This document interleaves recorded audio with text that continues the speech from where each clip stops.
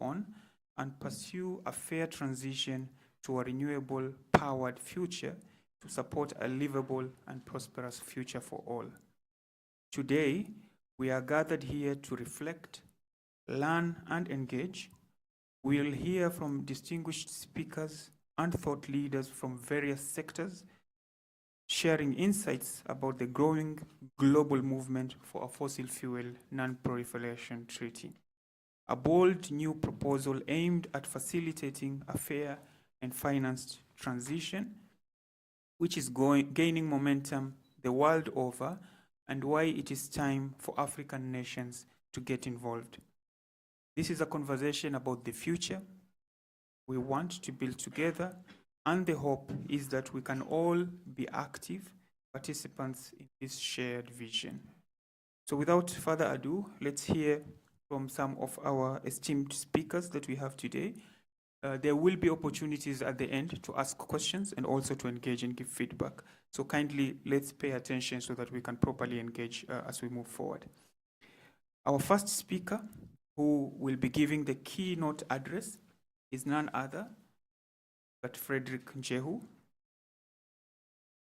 So if you could please invite Frederick Njehu to come to the front. Maybe he needs the claps to get him fueled to come here. But Frederick Njehu is a global political lead, fair share of at Greenpeace Africa. He is a policy and advocacy leader and uses political processes to influence policy change in an ever-changing geopolitical world.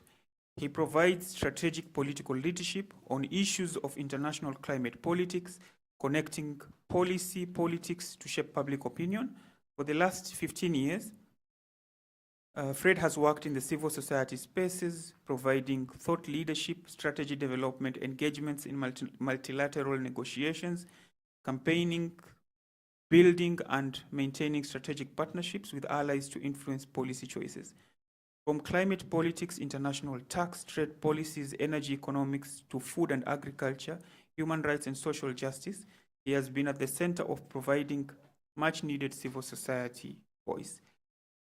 That was a lot, right? He's a very busy guy who we really, really need. And I'm sure if you pay attention to his keynote speech, you'll realize why he's the one that's giving it. Karibu sana, Fred.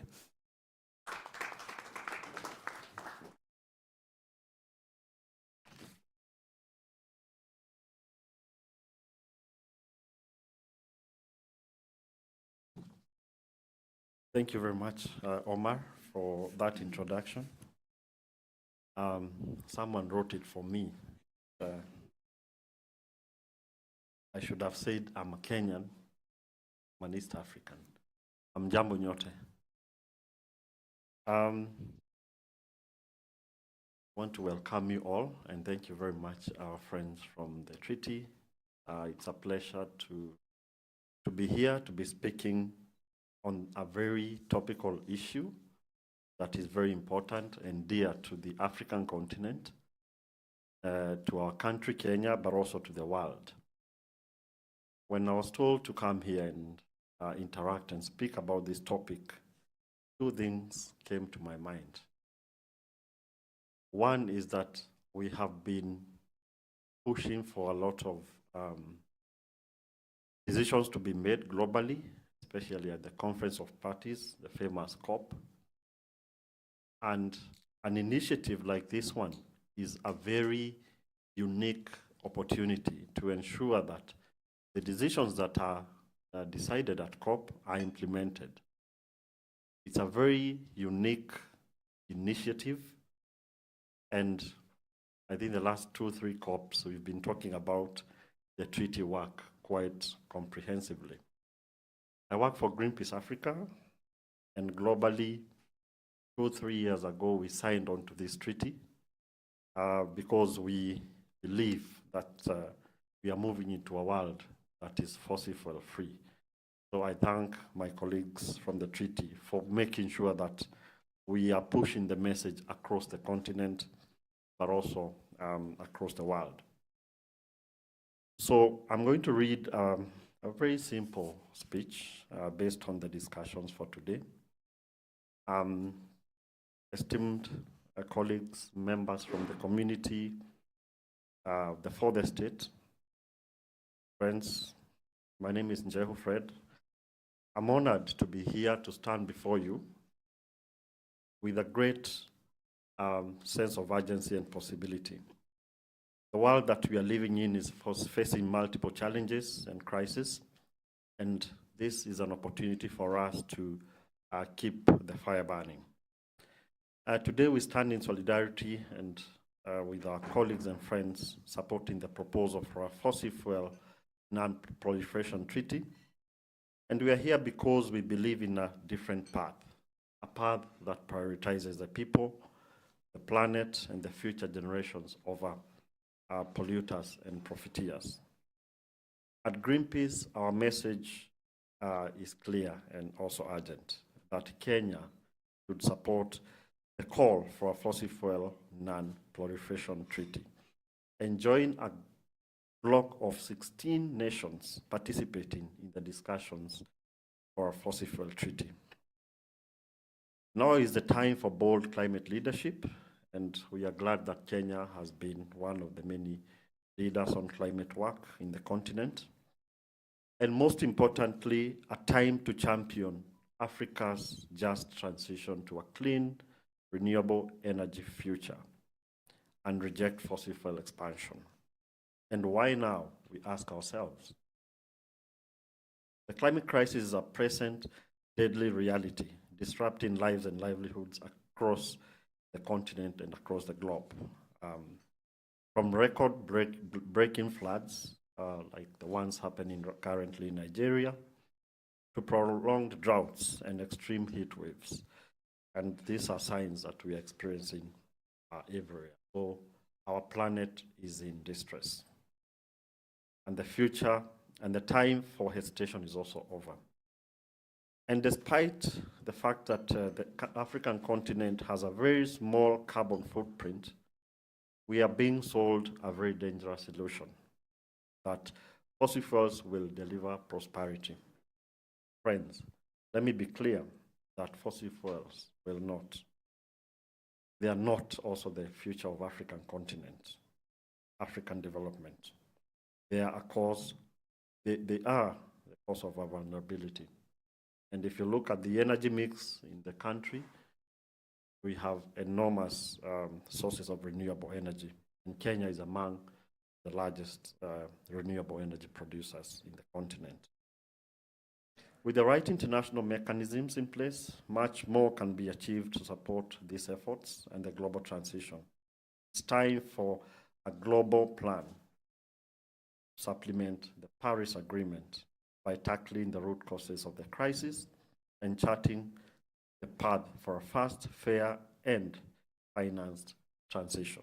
And this is actually one of the outcomes of Conference of Parties, where we are pushing for financing of a just transition. We need our African nations at the table shaping this solution, a fossil fuel treaty that will deliver a much needed transition to a livable and a prosperous future fueled by renewable energy. So the proposed Fossil Fuel Non-Proliferation Treaty would be a bold response to the climate crisis, inspired by the Nuclear Non-Proliferation Framework. So the plan for this treaty is one, to accelerate a just transition to clean energy, I've said that, one that ensures that it leaves nobody behind, be it our communities and our workers.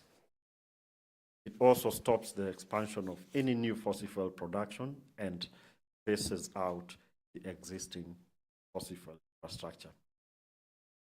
So today is very important because this movement is gaining momentum. As I said, 16 countries are engaged in these discussions, 135 cities and subnational governments have been calling for this treaty, including in the neighboring country, Dar es Salaam, neighboring countries in Lilongwe, Freetown, Lusaka.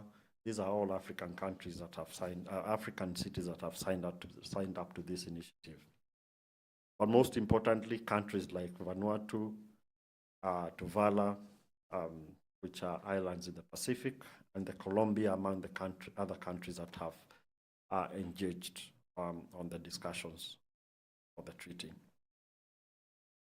So the tide is turning, and Kenya must not be left behind. Joining the call for a fossil fuel treaty would reaffirm Kenya's position as a climate leader on the African continent.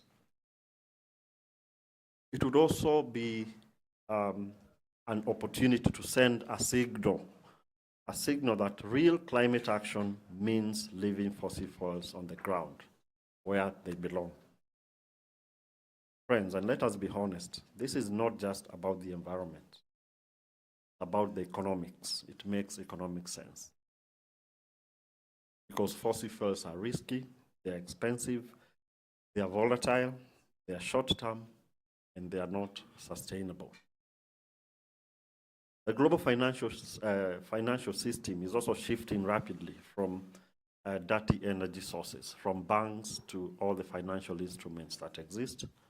We've seen a transition to more sustainable solutions around renewable energy, wind, solar, geothermal, among other renewable sources that we have.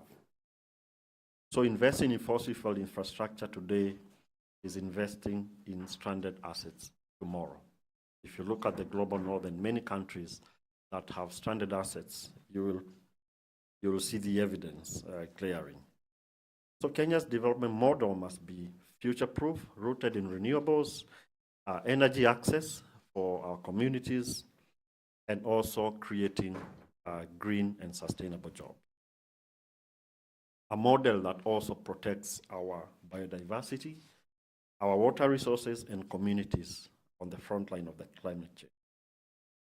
As I wind up, this is a call to the Kenyan government that we have a responsibility and a legacy to pursue. We must join the call for a Fossil Fuel Non-Proliferation Treaty, and we must stop licensing any new oil and gas explorations. We need to invest in a just transition roadmap, that supports communities, workers, empowers our people, and puts on track the future that is renewable. The future is not written yet, but the choices we make today will define our tomorrow. Will Kenya lead the way towards justice or follow the same destructive path that will live to regret? That's a big question. Let us choose courage, let us choose justice, let us choose life over extraction. Let us stand with the people, not with the polluters.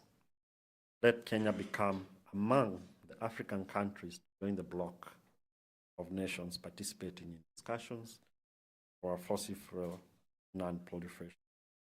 I thank you. Let's appreciate him a little bit better, friends. It was a very, very beautiful speech. So I won't bore you by trying to reiterate what he has said.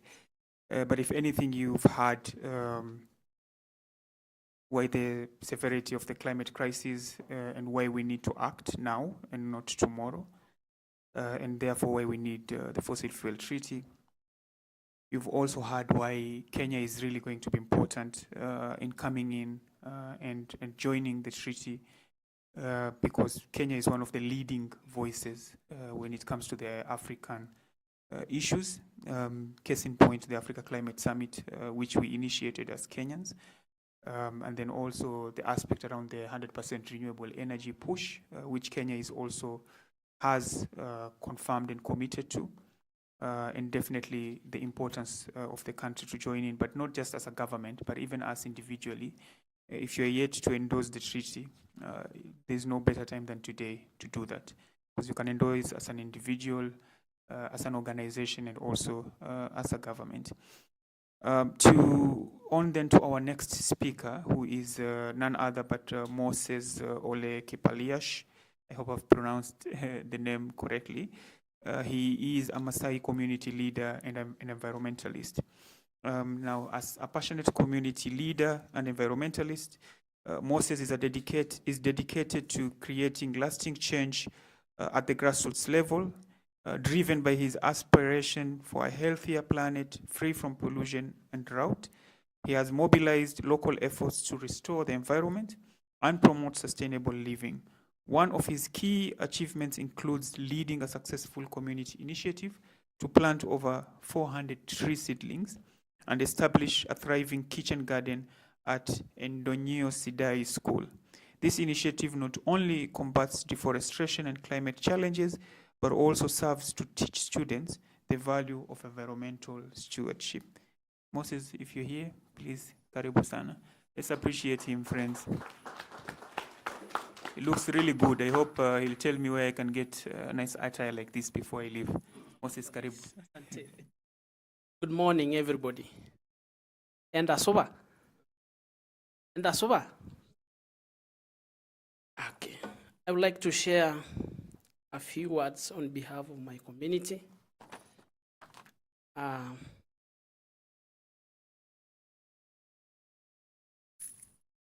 greet you all with respect and gratitude. It's an honor to stand before you today as a member of the Maasai community from Endonyo Sidai in Kajiado County to share a few words on behalf of my community. As Maasai people, like many indigenous communities across the continent and globally, we have lived in harmony with nature for generations. Our lives are deeply connected to the land, the animals, the forest, and the rivers.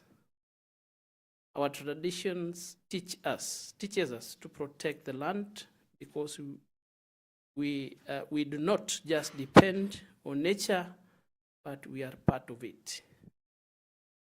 But now things are changing. The rains are no longer coming as they used to. The grasslands are shrinking, our rivers are drying up, and our animals, which are our main source of livelihood, are dying due to lack of pasture and water. It is affecting our way of life and making it harder for us to survive. We know these challenges are not normal.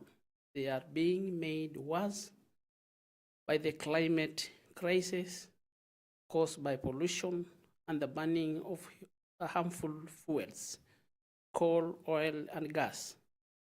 This means something has to be done about these fuels.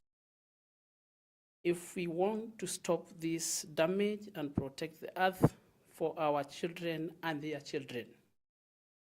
Recently, we had a chance to engage with members of the Fossil Fuel Treaty initiative who visited our community and took time to explain the proposal for a treaty to us, how it can help address the issues of fossil fuels, address the climate crisis, and chart a path to a better future.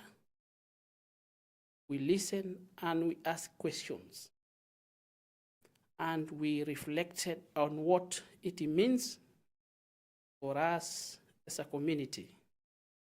We appreciated the engagement as it showed us that our voices matters and that this is not just a conversation for big cities and governments. It includes people like us, especially indigenous communities, who are on the front line of the climate crisis. We recognize that the goals of the proposed treaty are aligning with our values of protecting the land, living in harmony with nature, and safeguarding nature.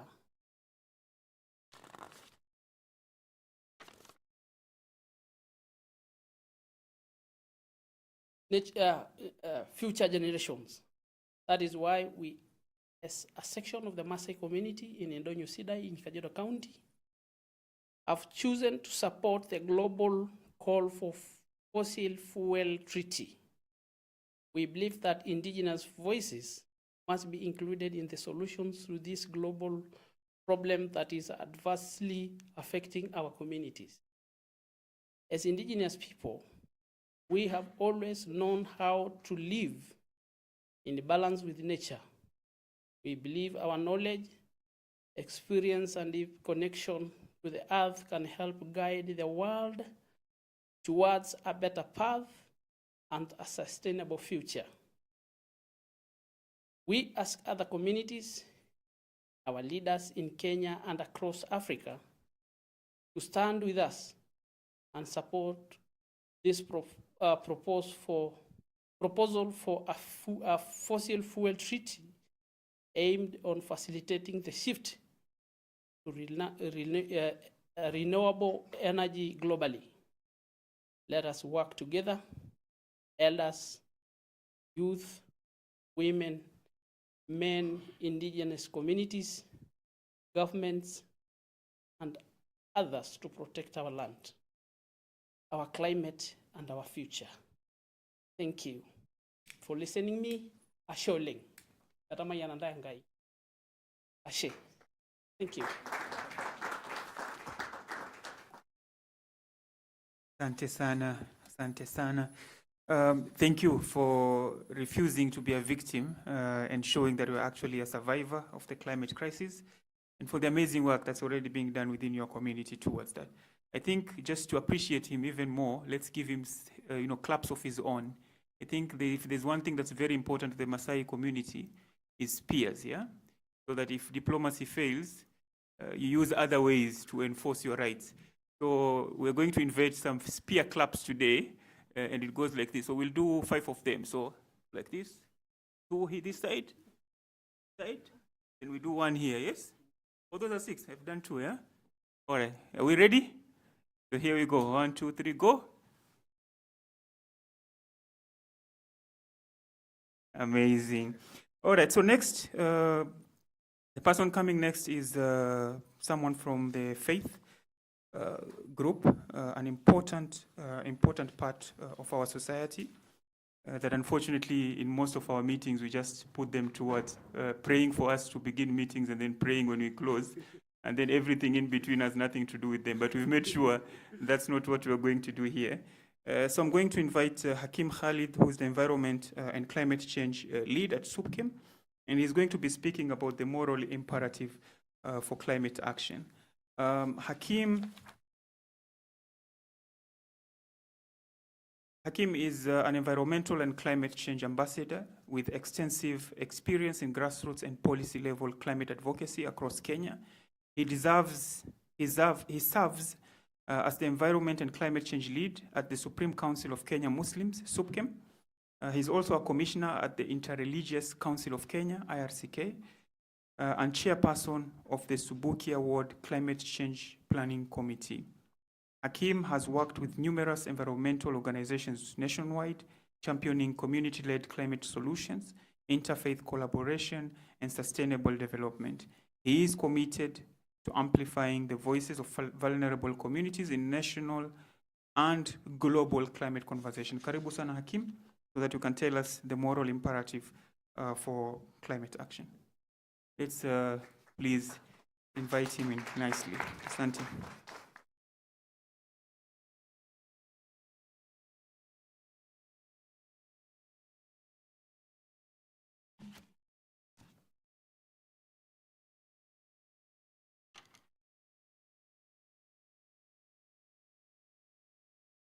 Good morning, everyone. Assalamu alaikum. God is good all the time. Okay, thank you.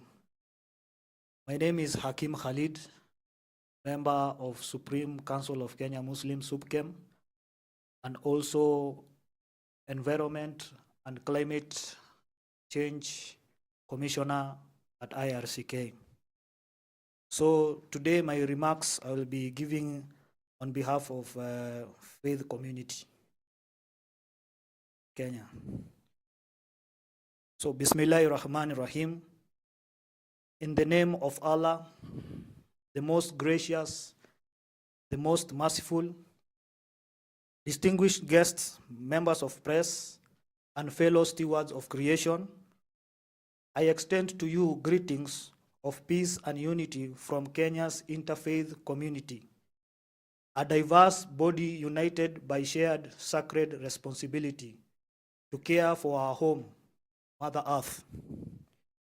We gather today at a critical moment in history. The worsening climate crisis demands a moral response from all of us, especially our leaders, rooted in justice, compassion, and responsibility. The interfaith community in Kenya has not remained silent in the face of this crisis. On 20th September 2024, religious leaders from across Kenya, representing diverse faiths, including Islam, Hinduism, Christianity, Baha'i, Hare Krishna, and others, called for urgent international cooperation to tackle the leading cause of the climate crisis, fossil fuels. They championed the call for Fossil Fuel Non-Proliferation Treaty, which advocates for a fair and equitable phase-out of fossil fuels, including oil, gas, and coal. As people of faith, we believe that protecting the environment is a moral imperative. The earth is not a resource to be exploited without consequence. It is a gift. It is a trust, an amana, Arabic for trust. To destroy its life systems through unchecked extraction and pollution is to betray that trust. Our faiths call us not to dominion, but to stewardship, to till and keep the garden, not to ravage and burn it. For us, the climate crisis is not only a scientific or political issue. It is a moral and spiritual crisis. It is a crisis of justice. We are already witnessing the devastating impacts of fossil fuel dependence in our communities. Droughts that parch our fields and leave our children hungry. Floods that wash away our homes, displace families, and destroy livelihoods. Conflicts over shrinking resources. These are not distant threats. They are our lived realities. And yet, the most vulnerable, those who have contributed the least to the crisis, are suffering the most. The proposal for a fossil fuel non-proliferation treaty offers a vision of hope. It is a global call to end the expansion of fossil fuels, phase them out fairly, and invest in clean, renewable energy that protects both the people and the planet. As people of faith, we believe in transformation. We believe in redemption. We believe that a better future is not only possible, it is our sacred responsibility to create it.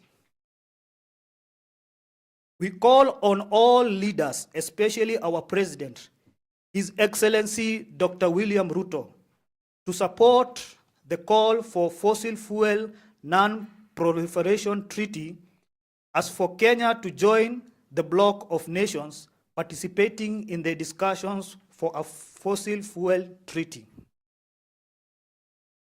We urge you to take a bold, moral stand for Kenya, for Africa, and for the world. Lead us toward a just transition that prioritizes people over profit and sustainability over short-term gains.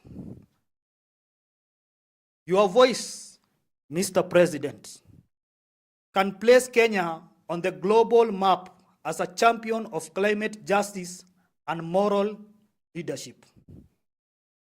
Let us be clear. This is not about going backwards. It is about choosing a forward-looking path, one that embraces innovation, protects creation, uplifts communities, and secures our children's future.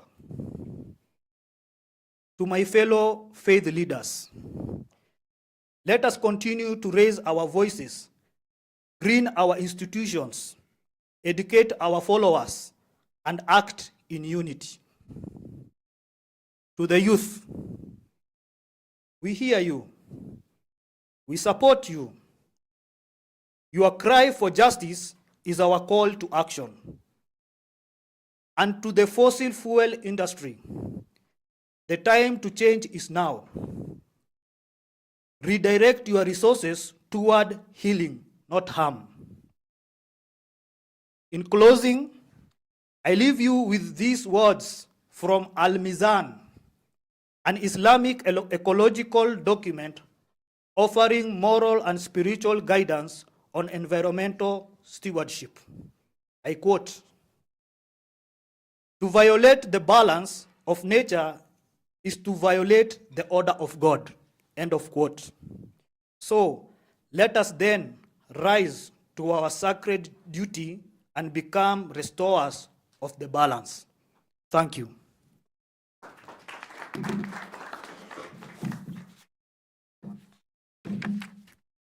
Shukran, Brother Hakim. Jazakallahu khaira. You know, one of my favorite religious leaders, he likes using a saying where he says, religion is not just about teaching people how to go to heaven, because you still have to live in this world before you go to heaven. So I like that I'm seeing more and more of our faith leaders coming and speaking about issues that are actually putting this climate at the highlight and climax of a crisis. I like the use of the word amana, that it's actually a trust. We have to look at the resources we have, knowing that we have everything for everyone's needs, but we don't have enough for everyone's greed. And also you are looking at the two different examples of making sure that it's more of stewardship and not necessarily dominion over the planet and over the world. Asante sana. With that, allow me to, did we even appreciate him and clap? Or, because it seems like I didn't hear the claps. Maybe they were not loud enough. Let's kindly appreciate him once more. Thank you. So I will now invite a good friend of mine. Her name is Muthoni Kariuki, who is a youth climate champion. Now, for those who don't know Muthoni, she is the president, not of Kenya, but the president of Green Age Warriors. She's the first Miss Tourism Africa 2022. She's a climate champion, a farmer, an award-winning creative, a model, a beauty queen, crowned the first Miss Tourism Africa in Lagos. Is it Lagos or Lagos? Friends, help. Lagos or Lagos? Or it depends where you are coming from, yeah? From Lagos, Nigeria.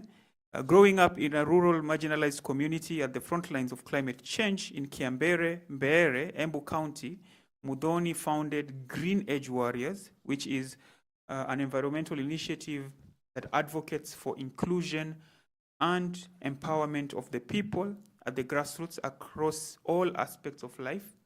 Muthoni uses her God-given talents, platforms, and voice to raise awareness on problems affecting the society and help find sustainable solutions, calling all on board.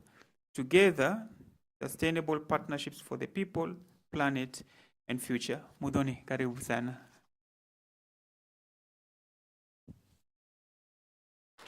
Let's appreciate him. You don't always get a Miss Tourism Africa speaking to us, yeah? So this is definitely a privilege. Asante sana and welcome.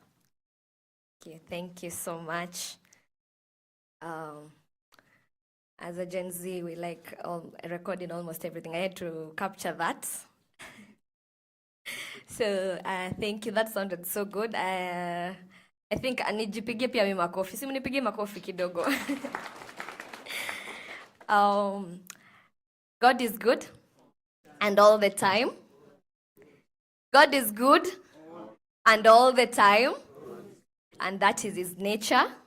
Wow. Say, ongeza hapo, I am a living testimony. You don't believe it? Say, I am a living testimony. Yes, indeed, you are a living testimony. That's why you are here today, sitting here, because this is a divine purpose that you have been given by God to take care of his creation. So appreciate yourself. Jipigieni makofi pia.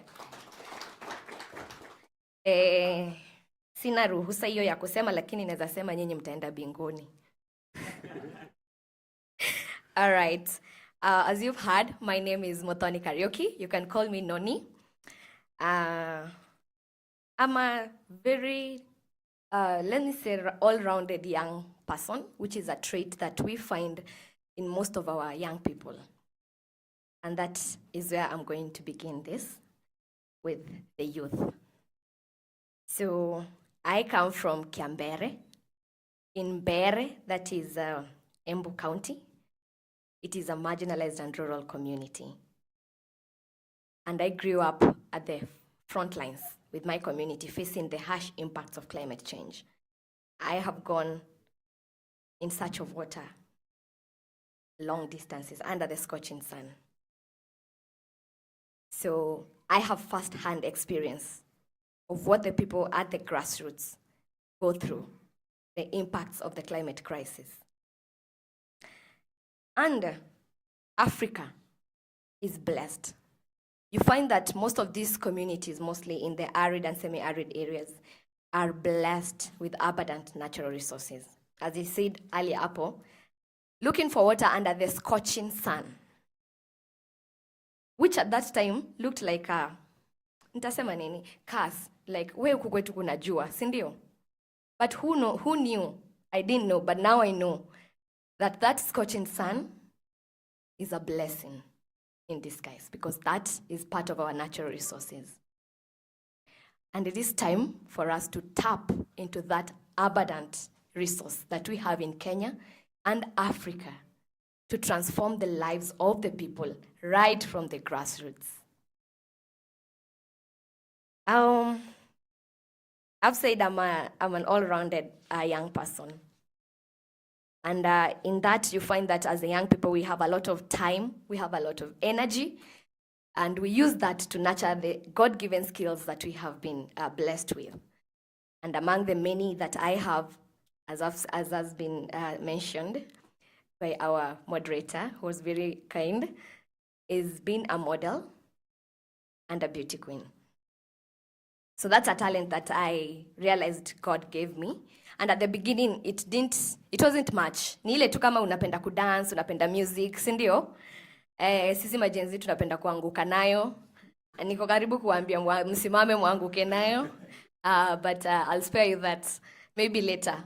But along the way, I realized that this talent was not just a talent. This was a God-given purpose, because it gave me a voice. Once I wear that title or that crown or that sash, I had the voice, I had the platform to be an agent of change. What I said, even if I said in a shaky voice, had potential to create change for the people and for the youth also. And that is the blessing of the youth. So ask yourself, are you a youth? Are you a youth? Are you a youth? Msiogope. Confidence. Are you a youth? You are. At heart. I love the answers. By the way, hapa sasa inalingana na vile una defend hiyo nini yako. Una defend that answer. Like in pageantry, we say there is no right or wrong answer. It depends with how you defend it, your conviction. Sawa. And so a youth, we've all been there, for those who have already passed that age maybe, because it is a period between childhood and adulthood. So kama wewe unasikia tu uko tu sawa, imagine bado uko youth, si ndio? Yeah, it is what you feel and what, it is a mindset actually. So even though we are bounded, by the age factor, like limit here and there, that does not stop you from going forth and doing what you feel in your heart you're purposed to do. All right, are we together? So I want us to all agree hapa tuko sisi ni youth. Sawa sawa? Hata kama unasikia umepita kidogo bado wewe ni youth. Sawa sawa? So we represent the largest population in Kenya. We are the largest population. And what does that mean? We have an increasingly strong social and environmental awareness to power and transform our societies towards a low carbon and climate resilient future. That is what being a youth means in Kenya right now.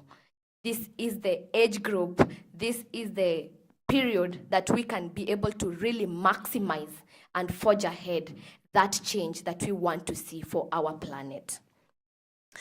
So when I realized this God-given purpose, I was able to champion for change. I realized that I can use that platform to be able to bring a change. And I had to start right at my grassroots, because as Africans, don't lose your identity. And even if you go out there, even if you fly out there, always remember your roots. And so that is why I had to start my roots. In the small little village, I decided I'm not gonna wait for change anymore. I decided to be the change. And that is where I started my initiative, the Green Age Warriors, to empower the local people, starting from the grassroots, the youth, the women, and the men also, the whole community, for inclusion, to call for inclusion, to advocate for inclusion, because you realize that we are the most affected people and areas. Yet, when key decisions are being made over the things that are affecting us, we are not represented. So you ask yourself, so how do you know the things that are affecting, the people down there? And there's a quote that says, the people who are closest to the problems are the people who are closest to the solutions. And as the youth, again, we are the most affected generation. And going by that quote of that, we have the potential to bring the solutions. The youth need inclusion in every decision-making tables, rooms. We don't mind, ataka tutasimama. We need that inclusion there. We will bring our chairs also, sawa sawa. But we need to be there.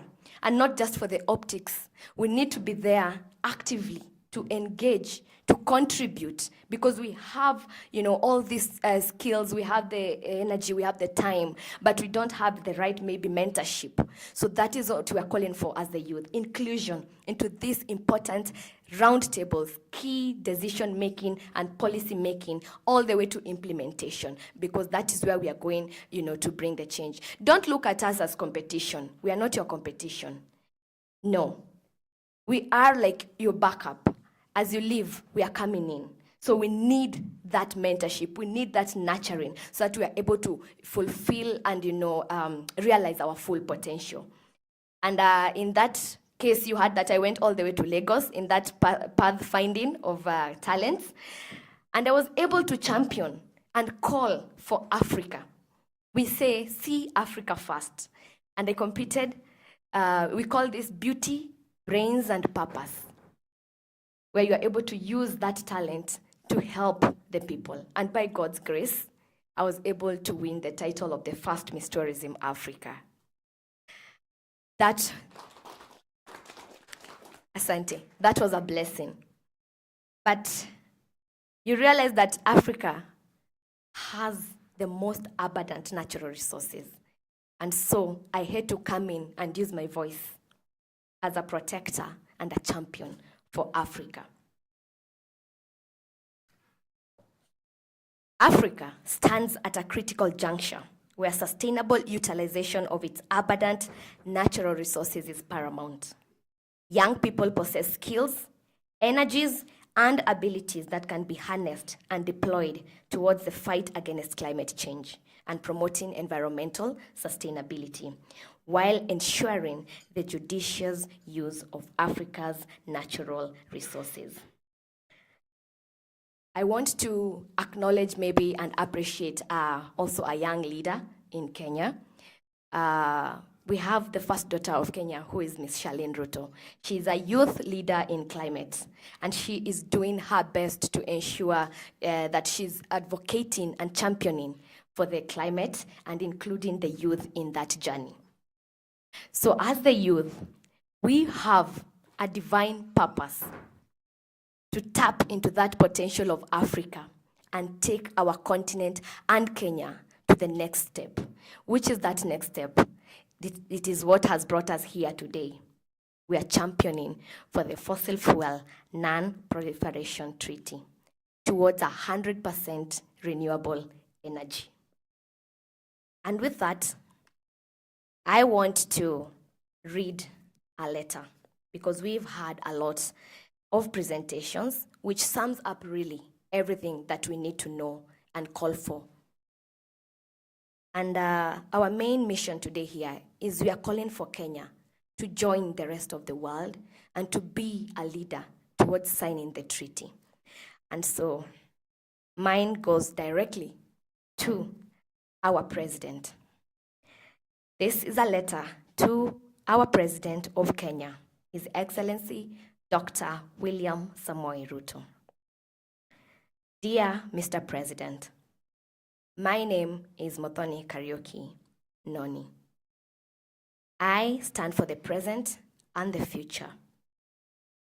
I am the founder of Green Age Warriors, an environmental initiative that advocates for inclusion and empowerment of the youth and the people across all aspects of life, from the grassroots. I come from a rural, marginalized community in Bere. My community has been on the front lines experiencing the harsh impacts of climate change. It is said that we do not inherit the planet from our ancestors.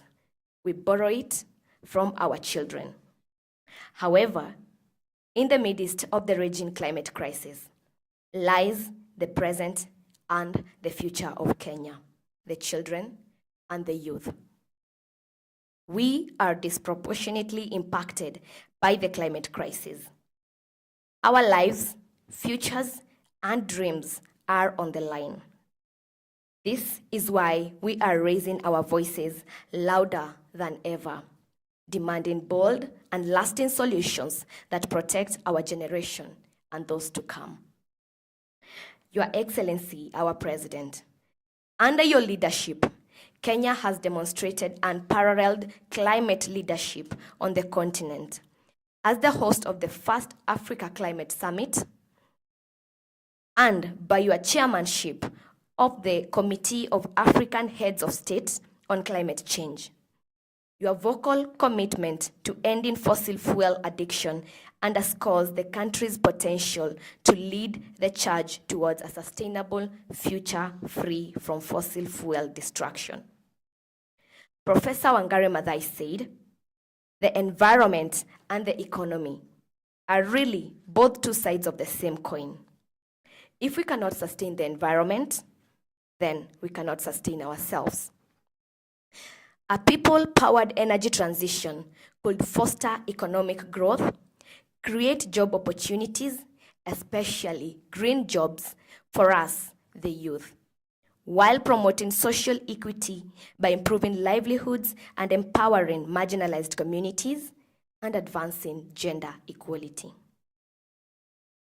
With this, we urge our country, under your leadership, our President, to step up and chart a bold path forward by backing global efforts like the proposed Fossil Fuel Treaty, a justice-based solution which will address the climate crisis. This is a step that will put Kenya as the first African country to join the growing Global South government bloc of climate pioneers who are championing the Fossil Fuel Non-Proliferation Treaty, to set the terms, provisions, and rules of the proposal for an equitable fossil fuel phase-out and a global just transition, grounded in economic justice and global equity. From the bottom of our hearts, this is a cry by the children of the soil, a call for an intergenerational intersection and dialogue by the present and the future. And I will end in the words of Kenyan Nobel Peace winner, Professor Wangari Maathai. It's the little things that we do as citizens that will make a difference. So, together, let us create sustainable partnerships and light up Kenya, Africa, and the world with 100% renewable energy for the people, for the planet, and for the future. Asante. God bless Kenya. God bless Africa.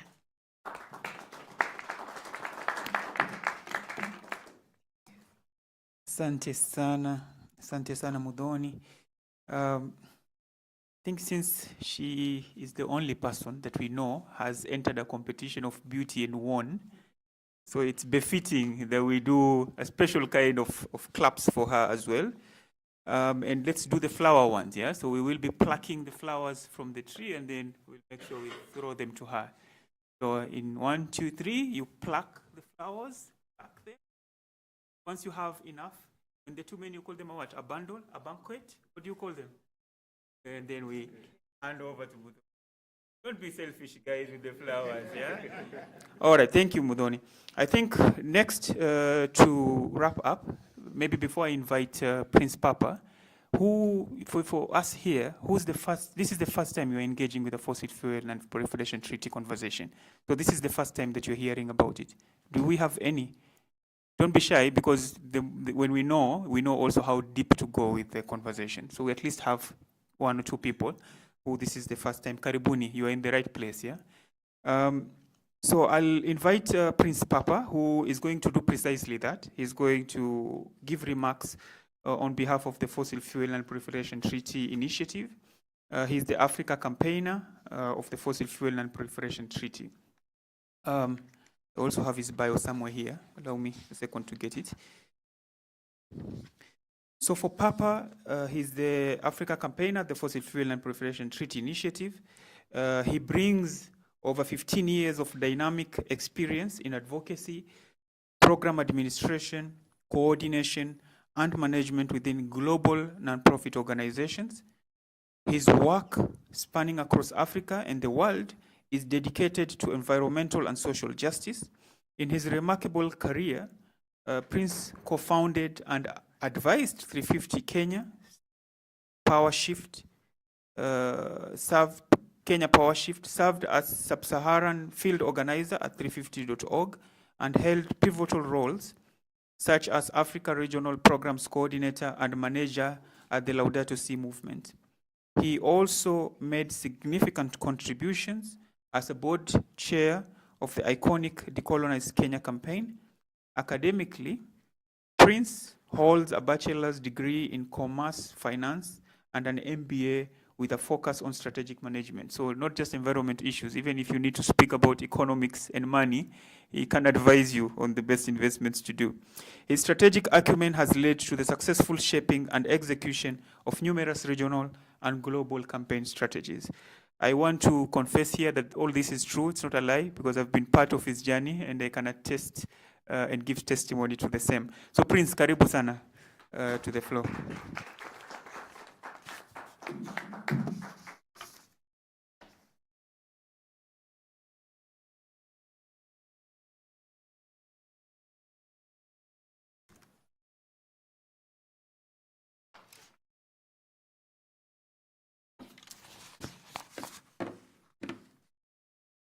Morning, everyone. In 1884, 1885, some white men, not sure if there were also women, they sat on the table of men in Berlin, Germany. And I think they were mad people. They decided to divide amongst themselves the African continent through a treaty. And right now, the environment is being divided. I want to read for you a list of countries, and you let me know where Africa is, in case we are still going to, the environment is still going to be subdivided, and Africa is not there. The difference is that you are here. By that time, you were not there. Vanuatu, Tuvalu, Tonga, Fiji, Solomon Island, Niue, Antigua and Bermuda, Timor-Leste, Palau, Colombia, Samoa, Nauru, the Marshall Islands, Micronesia, Confederated States, Bahamas, and Pakistan. Another difference is that these are not developed nations. They are nations like ours, where we are sitting today, and the entire continent. Are we going to allow the 1884, 1885 men to decide on our behalves? Morogiwa Kagogo is Gogiwa Thiongos, forgive me if I pronounce it wrong, Morogiwa Kagogo. Mr. Mayor, is it right?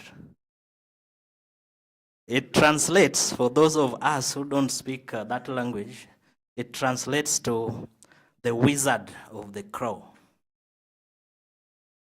The wizard, The wizard is Omar ni wale warogi, So, and in this book, may his soul rest in peace, Ngugi wa Thiong'o, he says, why did Africa let Europe cut away millions of Africa's souls from the continent to the four corners of the wind? How could Europe lord it over a continent 10 times its size?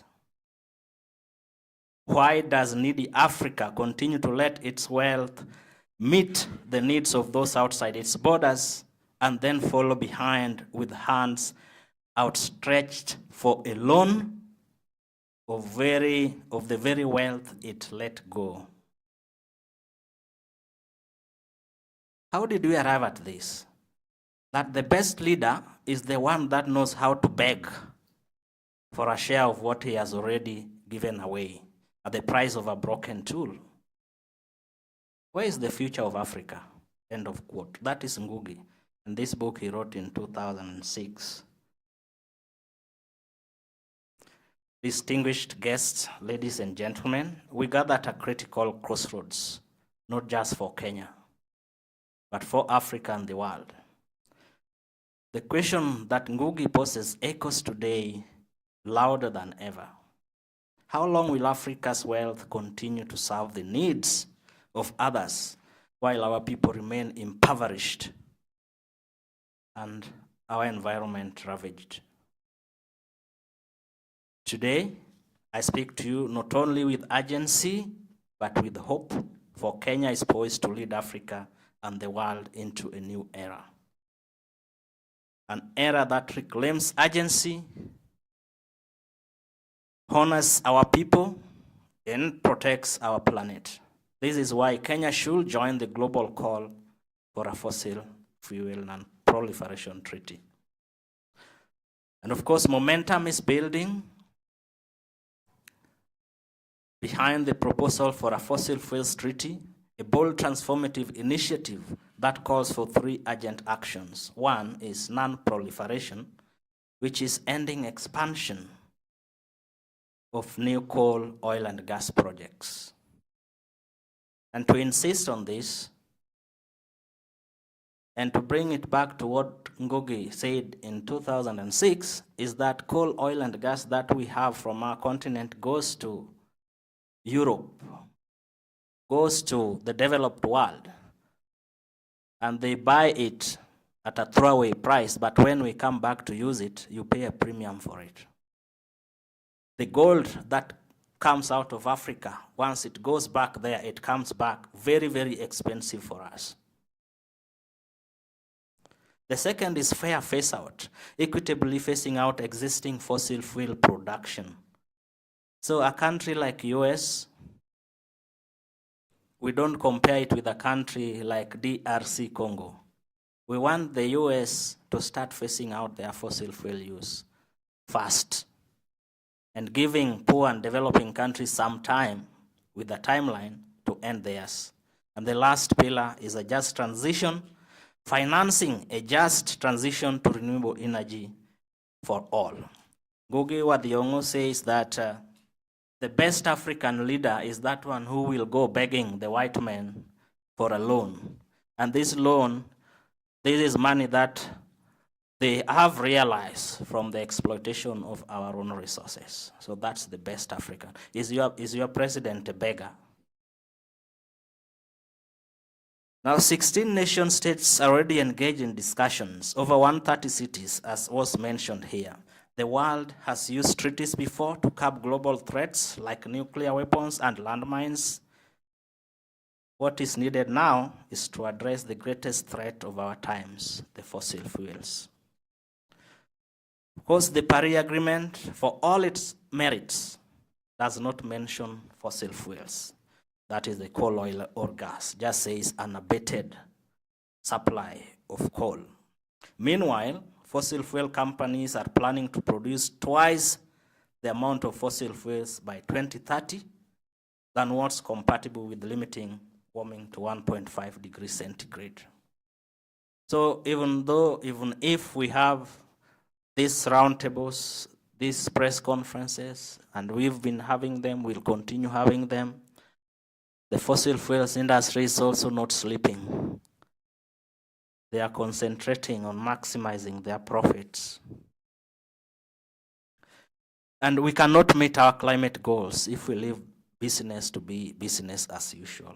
Kenya is not just another country in this story. We are a continental climate leader. Of course, as Noni mentions, organized the first Africa Climate Summit. Maybe the second one will be in Ethiopia. Omar might know this. And our president, as has been said, is the chair of the Committee of Africa Heads of State. And our energy matrix is above 90% renewable, with the bold commitment to reach 100% renewable by 2035. So this is not something that we are dreaming of. It's possible. By 2035, it's possible. 100% renewable energy. And if it's possible in Kenya, then it must be, I don't know what's the strongest word above possible, to look at countries like Germany or UK. How possible is it? I don't know if possible is the greatest word to use here. But President Ruto has made it clear through the Kenya's policy, the era of fossil fuels addiction must end. But to lead credibly, we must match our words with action. Can I repeat that? But to lead credibly, we must match our words with action.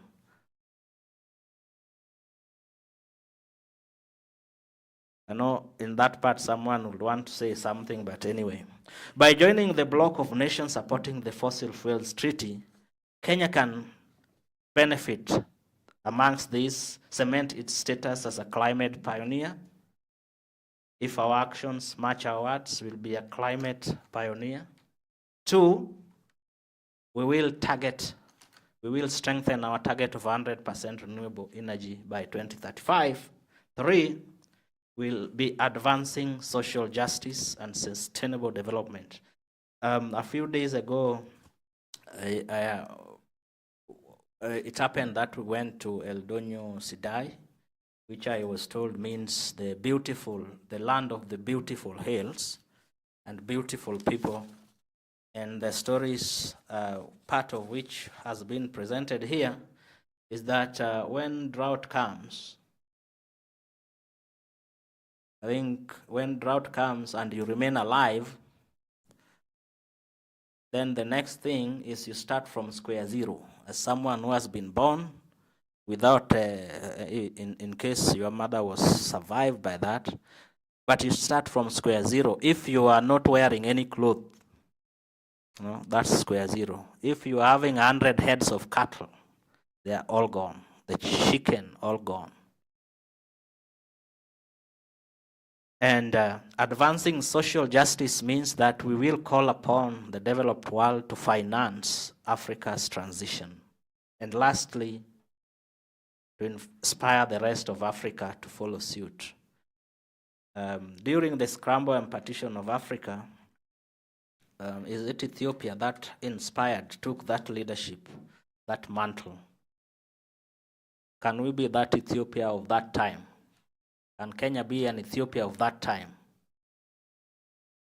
Meaning that we have all the apparatus necessary and we have people who speak what they mean to lead on this. And let us be clear, this is not just an energy transition. It is a people-centered transition. And Kenya has a golden opportunity to shift away from the extractive and harmful fossil economy towards a future that uplifts communities, creates green jobs, empowers women and youth, and revitalizes our rural economies. Joining the bloc of nations engaging in discussions for a fossil fuel treaty would be a powerful signal that Kenya is committed to building an inclusive, equitable, and prosperous future, one that meets the Sustainable Development Goals and safeguards our natural heritage for generations to come. Now, for decades, Africa's fossil fuel wealth has served others.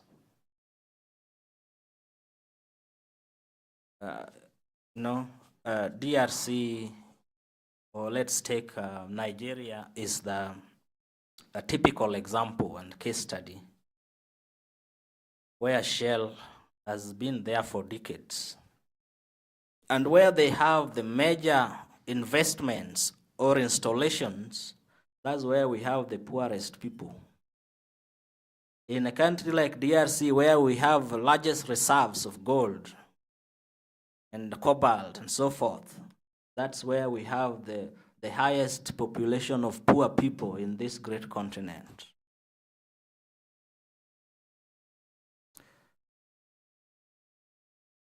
Where we have indigenous people with great knowledge,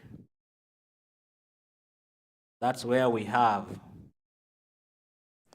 You see what we mean? Now, joining this discussion will ensure that we uplift communities, create green jobs, empower women and youth, and revitalize our resources, and ensure that our resources are exploited for the benefit of us first. Today, over 600 million Africans still lack access to electricity. Imagine that, 600 million people do not have access to electricity.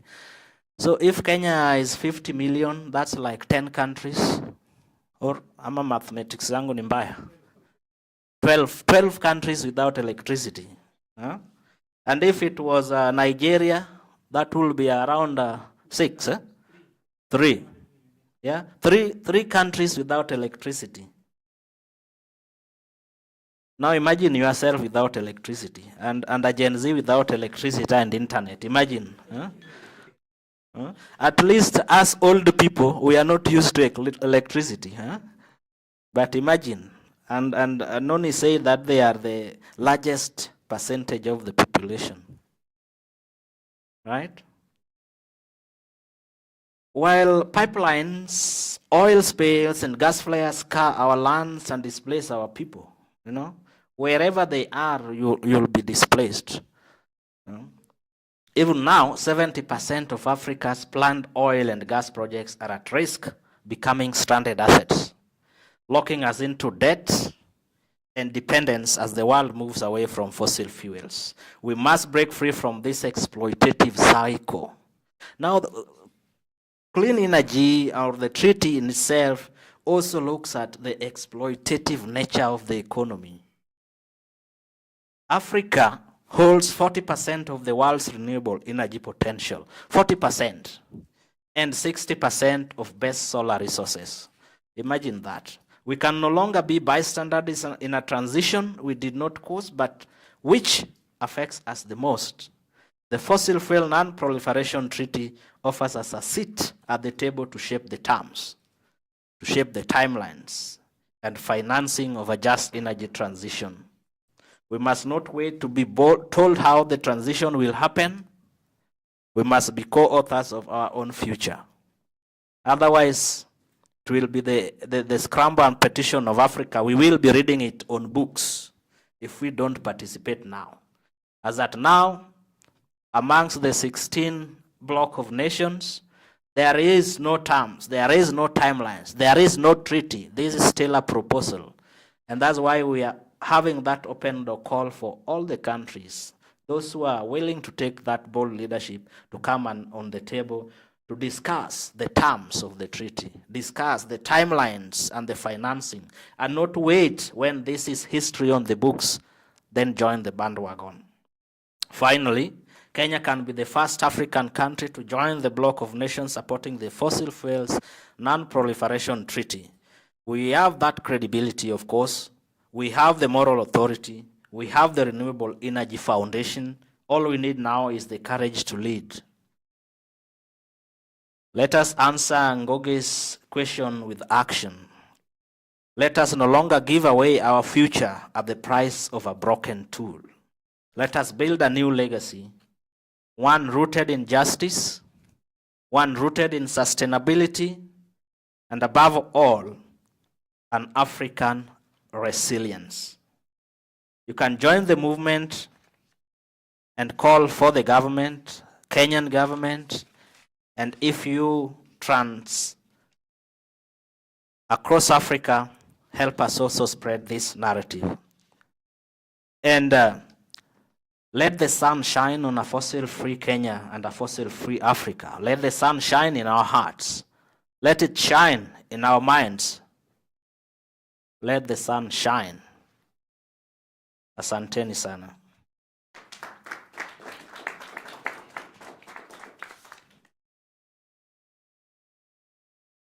Asante sana, Prince. A beautiful, amazing place to end. So that marks the end of our first segment, which was to hear from a good number of us who are attending here today. You've definitely heard from the different speakers, the different stakeholders. They've painted a very good picture of the climate crisis and why Kenya as a country is well placed to lead African nations in joining the nations engaging in discussion of a fossil fuel treaty. As we know, our country has already demonstrated time and again climate leadership, and we have set the tone when it comes to a safe, renewable, powered future and what that can look like. So it's definitely time to take our rightful place at the table to ensure that the needs of our people are well represented as the terms of the proposed treaty are being discussed. We also definitely want to emphasize that the treaty would complement the Paris Agreement, and it's important that African nations are represented because this is not a treaty that's already there to go. It's a treaty that people are going to negotiate, and therefore if we are not on the table, someone says if you're not on the table, then you're part of the menu. So if we're not part of that negotiation, so we cannot necessarily expect that our best interests are going to be covered in the text of the treaty. And also there's been myriad calls to action where we've been asked to endorse the treaty. So please do, if you haven't. You'll be told how to before we finish today. But now we get to the most important part, because this was supposed to be a press briefing of sorts. And we know that we have a good number of us who are representatives from the media. So I will first invite members of the media, if anyone wants to ask any questions to any, either generally or to any of the speakers that have already spoken. If you want them to speak a little bit more on something, this will be an opportunity to do that. So I'm just quickly scanning around to see if there are any from our good friends from the media. I'm seeing one, so let me keep seeing those hands so that I can keep bringing the mic. Can I ask, maybe Papa, you can help getting the mic to the speakers, Asante. I would ask that you introduce yourself and the media you represent, so that we can also follow up nicely later. Nice. Thank you.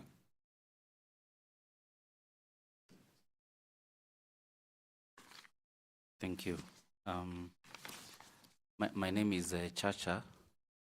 I am a journalist. I work with the Standard Media Group. I work for the Standard newspaper, a group of newspapers, and Standard Online.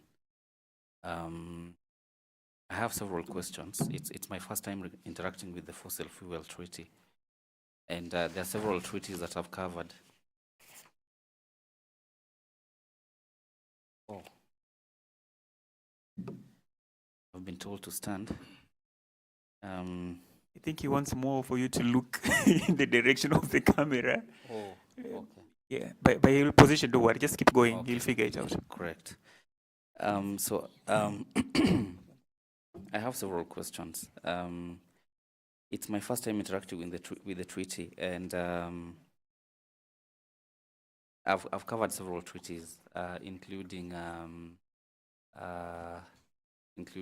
the Paris Treaty. I've covered the plastic treaty that was supposed to be done and dusted with in December, but then that never quite materialized. The question I have for you, question number one is, why would we need a fossil fuel treaty? I suspect the issues that you want covered, or the issues that you want to advocate for through the treaty, are well covered in the Paris Treaty, are well covered by the Plastic Treaty, are well covered by other treaties that are being pushed. So why would it be important to have another treaty when this could just be one of the chapters in the treaties that are already being developed, or even maybe part of the negotiations going through that have been undertaken through COP? That's question number one. Two, does the United Nations know about this treaty? And Kenya hosts UNEP. Is UNEP, what extent is UNEP engaged in the fossil treaty? And perhaps my last question, Prince Papa, I think I'm meeting Prince Papa for the first time. The name and the person, I was trying to square them out, but pleasure to meet you, sir.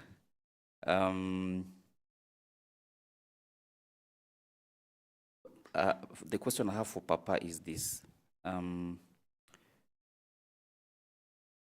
You in your address, you talked about Kenya joining and being the leader in Africa. So I will take this to mean that there's no African nation that has joined the treaty, at least officially. And like you said, Kenya is already doing a lot, led by the president himself, on matters climate. So why would Kenya need to join the treaty? Why would it be important for Kenya to join the treaty? And if Kenya has not joined, what are the steps for Kenya to join? What happens? Who signs what? Is it the president that signs something, then Kenya joins officially? Is it the cabinet secretary? What is the process of a country joining the treaty? And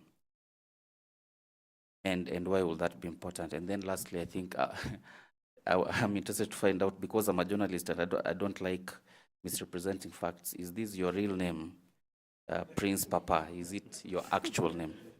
Tafadhali. No pun intended.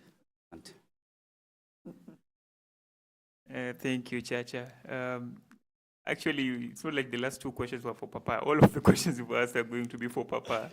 But we'll check a few more, maybe two more, and then I'll ask people to come in. But before the next speaker comes, you can hand over the mic. But before he comes, can I ask our wonderful speakers who spoke maybe to come and take the space? It will be easier to moderate from here, so that when I ask you to respond to whatever has been asked, you can easily. So these beautiful, amazing chairs that are here in front, please come and take the step. Yeah, all of us that presented. Yes, including you, Mr. Fred, Donny, Asante. Yes, my friend, proceed. Good morning, everyone. Morning. I hope you are still in the morning. My name is Clifford Akumu. I am a sub-editor on issues of environment and health at the People Daily newspaper. 2 questions. Just speaking from what my colleague has talked about.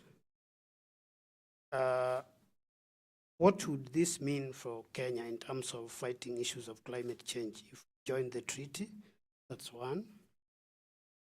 2, we've been talking of financing the just transition. How would Kenya's case look like? May I ask you to repeat the second question, please?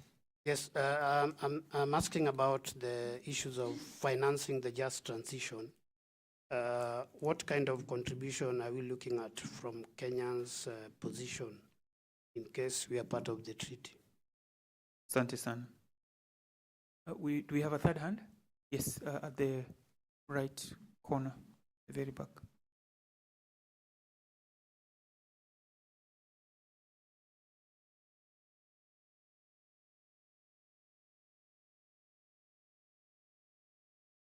Okay, good morning.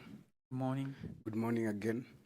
My name is Victor Kwabe. I'm an environmental journalist and I'm the founder of Climate Lens News. It's an online digital news agency. My first question will be, since COP28 when this non-proliferation treaty came up, what has been the reason for the delays in countries really signing up to it? Because when we look at the stats, we are able to recognize that it's majorly cities that have been willing to join up. So maybe a clarity on that will be best. Then looking at the COP29, it was mostly renowned as the finance COP.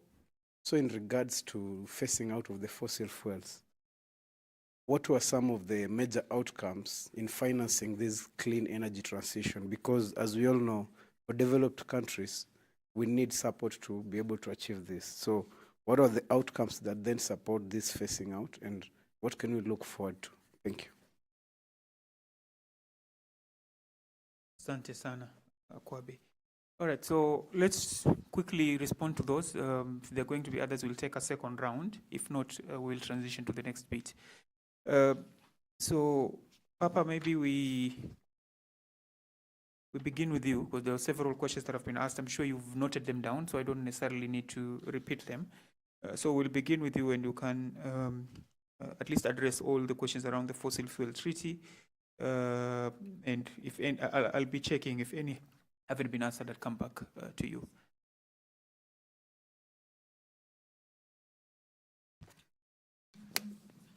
Thank you. I'll start with the last one from Kwabe.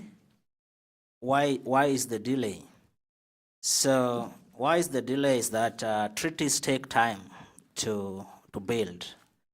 And I want to pick it from a point that answers Chacha's question, as that now it's a name called Fossil Fuels Non-Proliferation Treaty. The terms, the timelines, and the schedules are not yet there. Right now, we are doing something called mobilization. Then the countries will start now to discuss the terms and the timelines and what this treaty entails. However, what we have now are the 3 pillars that are going to govern the terms and timelines and what that treaty will look like. As at now, if a country comes on board, it's just joining that block in readiness for the discussions on what are the terms of this treaty. And just to reiterate the 3 pillars of the treaty, one is non-proliferation, ending expansion of coal, oil, and gas. New fossil fuel investments, ending that, the non-proliferation in it. The second pillar is on fair phase-out, where we are asking rich nations to phase out their investments fast and fastest, while allowing some timelines which will come out from the terms that these nations will be discussing on the timelines on when the poorest country should stop using their investment in the fossil fuels industry. And the last one is a financed just transition. So just to be clear, as at now, the treaty is there as a name, no terms, nothing at all, but guided by these three pillars. So that's on a general one. And why would Kenya need a fossil fuels treaty?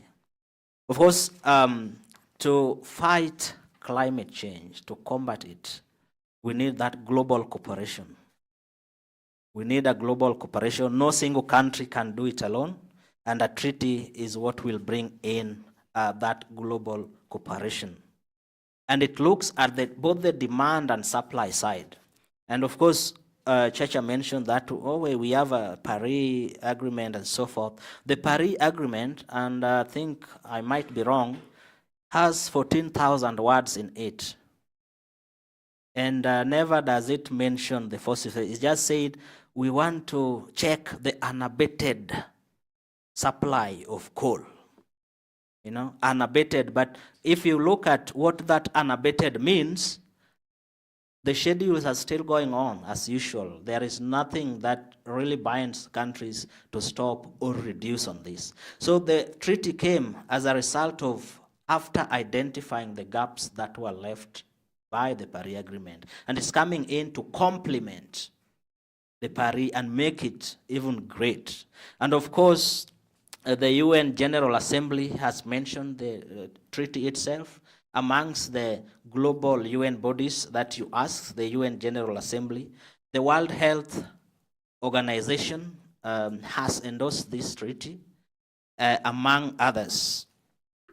And as of now, from next year onwards, we are looking at if we have a sizable number of organizations that can sit down and discuss these terms.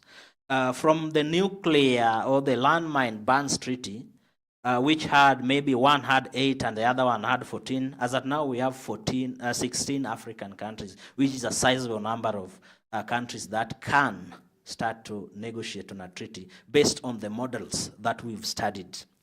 And 2, so next year we are looking at, do we go the UN way or the Paris way, or do we have a standalone discussions on this treaty?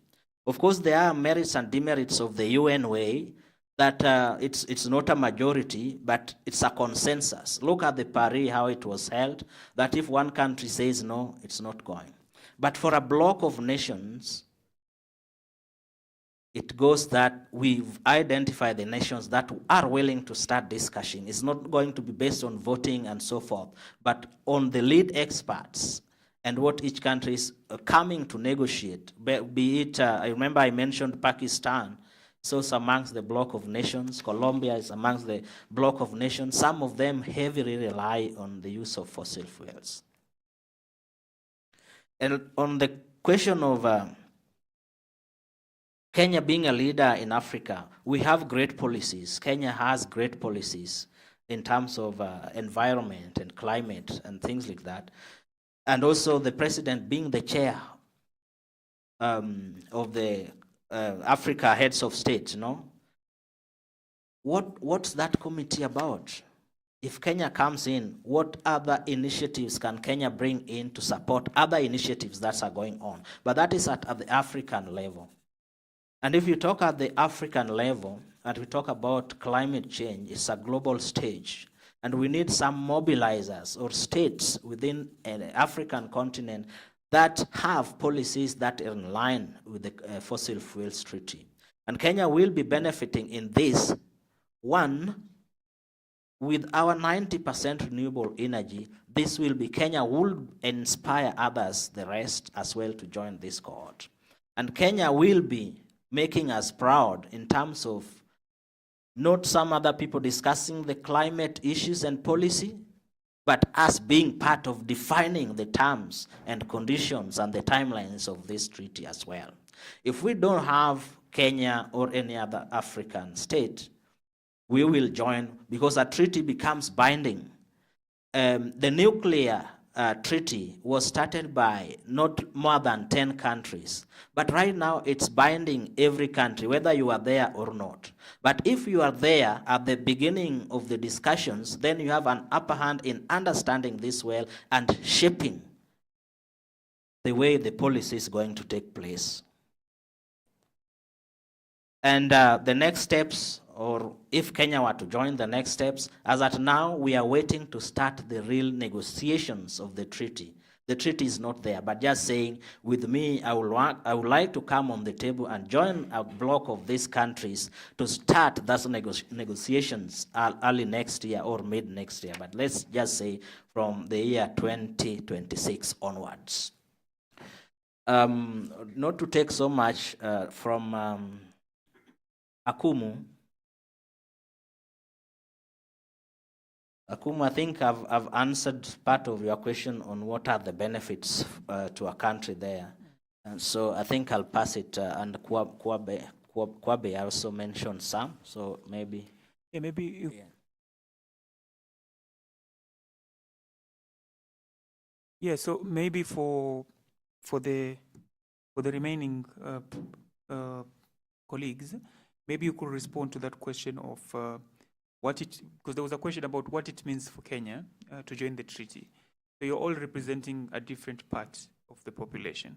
So maybe you could reflect on what it means for the people you represent, either the indigenous communities, the faith leaders and the faith caucus, civil society, as well as also the marginalized and vulnerable communities, what it actually means for you if Kenya actually endorsed this treaty. So all of you could take a turn around responding to that. Thank you. Thank you, Omar. Thank you all for the questions. I think as I reflect on what it means for Kenya, I think it's been mentioned before. There was a question also around what we should look up to when we, and I say we as a country, become part of the treaty. COP28 was mentioned, COP29, that was an African COP. There was a decision to phase out fossil fuels. And subsequently, there were also two decisions. One was doubling energy efficiency and one on tripling renewables. And then last year we discussed, how do you finance that? So how do you mobilize resources to invest in renewable energy? And for Kenya, being among the leading countries in renewables, it means putting more resources to ensure that more people have access to electricity and have access to clean energy sources, including clean cooking and all those things. So at COP and other initiatives, we are discussing how do we then mobilize resources? Where do you get this money from? Since it's an expensive affair, you have to look at your innovative sources of funding, have to look at where do you get the money, how do you encourage countries, give you grants so that you take care of these energy access needs. Because of course we talk about debt, which is a big problem, not just for Kenya, but for many African countries. How do we ensure that we don't get more debt to invest in energy access, but in its place then get grant-based financing, especially for communities to access energy. So that's what it means according to Kenya.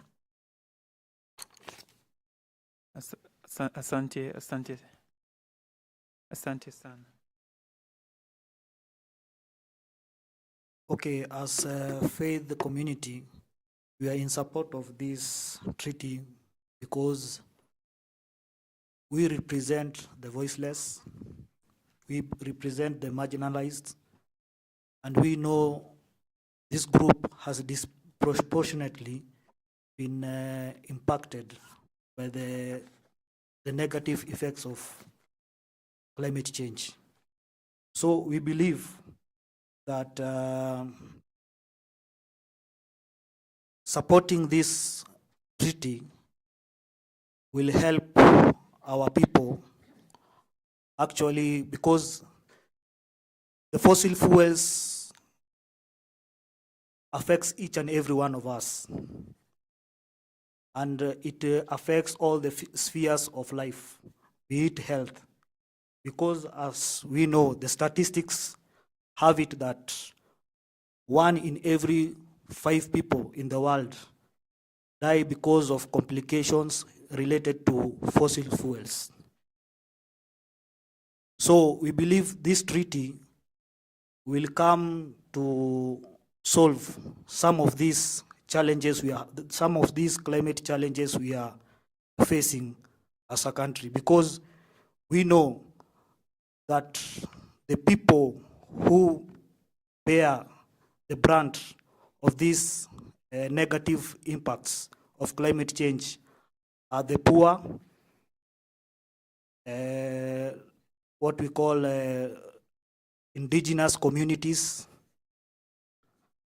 and people who have low income. So we are in support of this treaty because it speaks to the core problem of climate change, which is emissions, which are emissions which come from fossil fuels. So we believe by phasing out this fossil fuel will eradicate the problem we are facing right now. Also, we are in support of this treaty because it speaks of a just transition from fossil fuels to renewable energy in a manner that the workers and the community will not be affected. Thank you. Asante sana. Can you pass it to my brother on the far end? You have the floor, my brother. In our community, in fact, last week we had the fossil fuel team in Ndonyo Sidai area, and the community were very happy to be enlightened with such this fossil fuel treaty, and they proposed they will endorse the treaty because this one will be it will bring the life will be more easier for them, because the rains, if the treaty is supported, then the rains will be normal, and the livestock, which is the main source of livelihood there, will increase number, because they will not die again due to the climate crisis. And also their health will improve because of there will be no more pollution, and the livelihood generally of the community will improve. The children will be going to school because now they have the cows to sell for the fees of the school.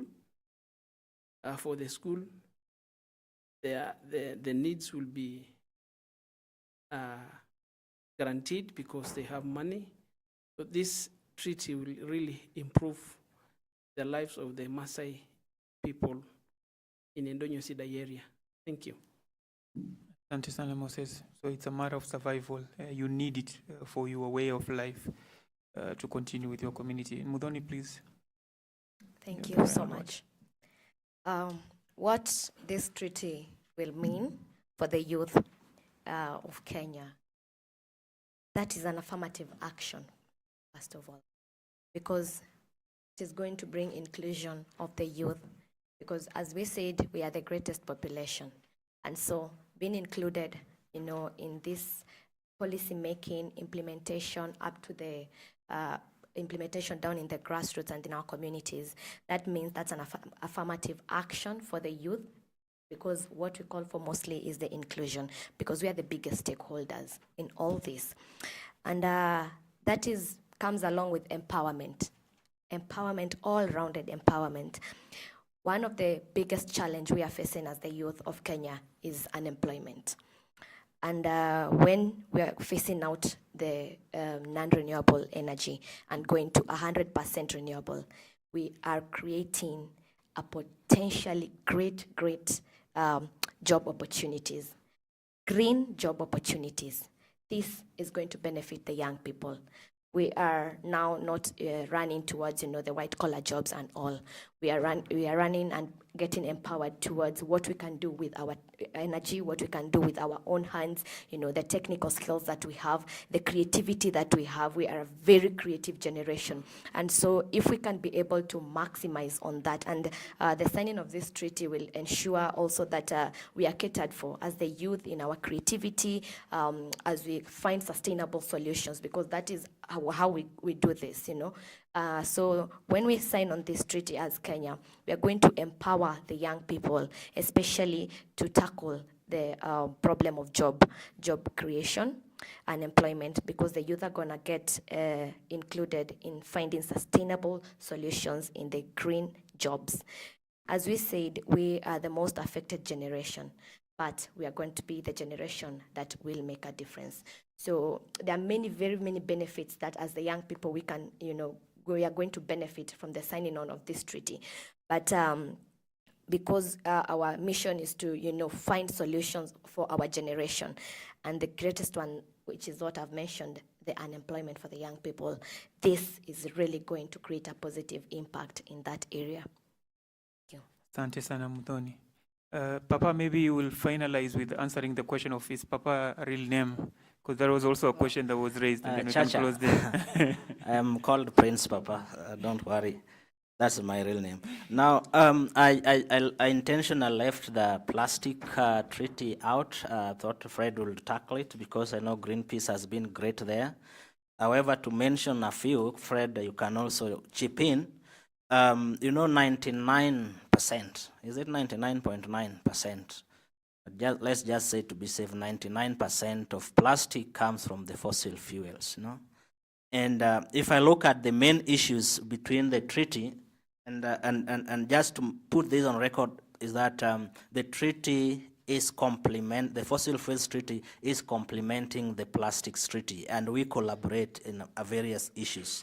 Now, the main issue here for the fossil fuels treaty, we are looking at the production and climate change. And if we compare that with the treaty, they look at pollution and impact on the environment and human health. And if we look at the scope of the fossil fuels treaty, we measure the reduction of fossil fuels production, non-proliferation, stop it completely.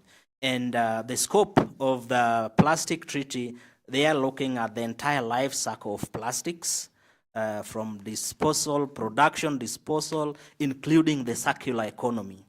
And the goal of the treaty here will focus on the production and transition to clean energy, while the goal towards the general goal of the plastic treaty, reduce the plastic pollution, promote sustainable materials, and address the circular economy of the entire thing. And lastly, just look at the core actions. We have the 3 pillars. One focuses on extraction, also reducing subsidies for the fossil fuel and so forth. And the treaty, core actions of the plastics treaty, is the chemicals in the plastics, promoting safer materials, and addressing plastic waste management. So you see they are kind of complementing on the main goal, but core scopes and the scope as well as the core actions are really different. However, if I'm not saying we are not competing, by the way, I'm saying we are not competing, but we are complementing each other. And remember, 99% of plastic come from the fossil fuels. Now, the plastic treaty does not stop the use of fossil fuels. Just focusing on a byproduct of the fossil fuels. But now on climate change, then we have to look at the processes itself involved in the extraction, involved in the production, involved in replenishing, or involved in terms of bringing in the renewable energy into it. So they speak totally different, but on a major scale, we look that they will be reinforcing what is left with the other. Asante sana, Papa. You want to quickly comment on the plastics treaty as well? Yeah, just to add on to that, comprehensive feedback from Papa, that, you know, the plastics treaty negotiations are also still going on. So it's very specific to that process. It's negotiated at the ministerial level.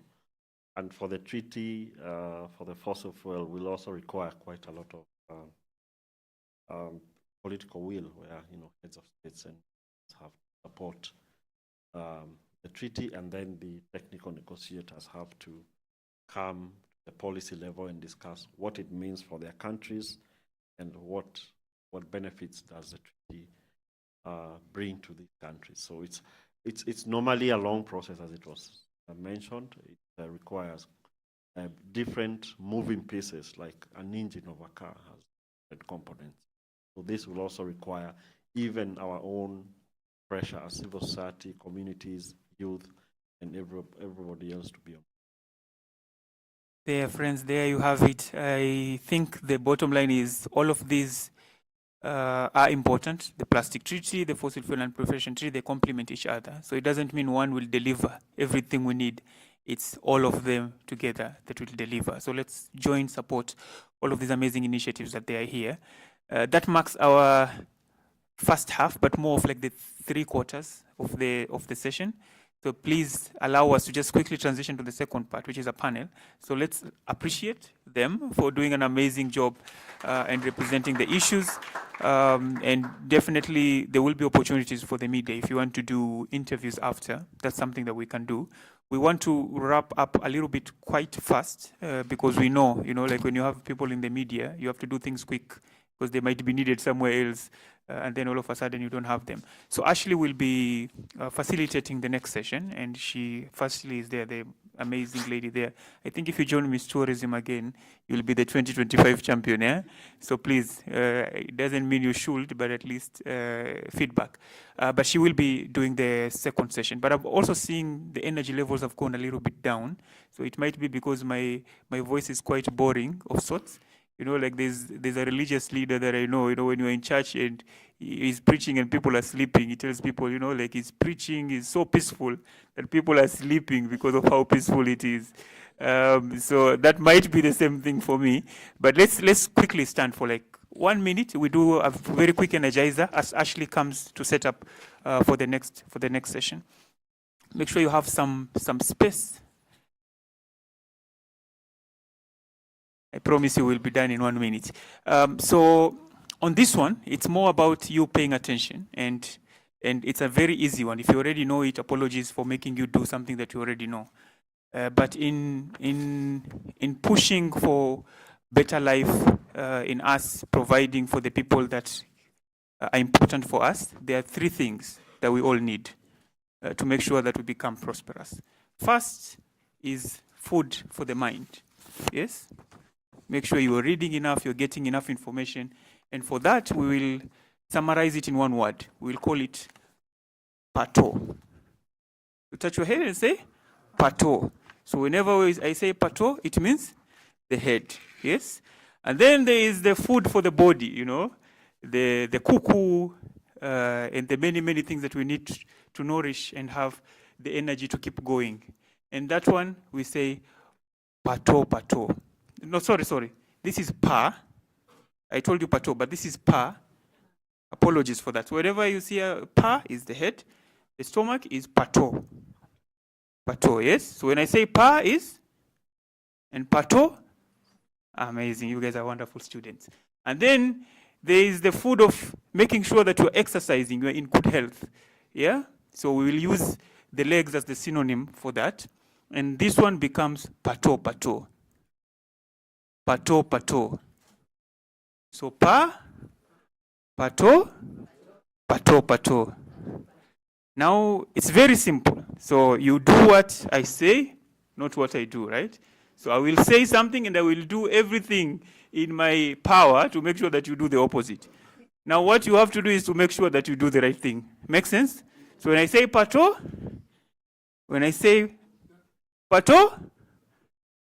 I'm seeing many people that are going wrong already.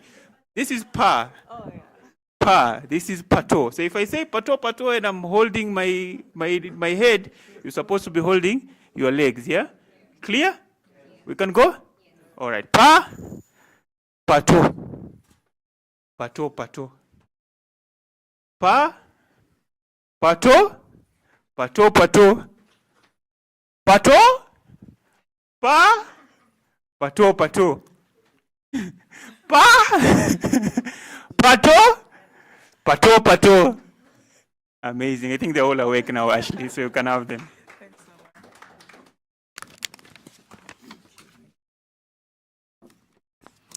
much.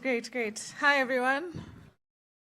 It's always great to talk about the treaty, and especially as young people, it is a sign of hope, and we hope that we can be able to achieve the great aspirations that we have and get more support and rally for more endorsements for this treaty, especially as well with our Kenyan government.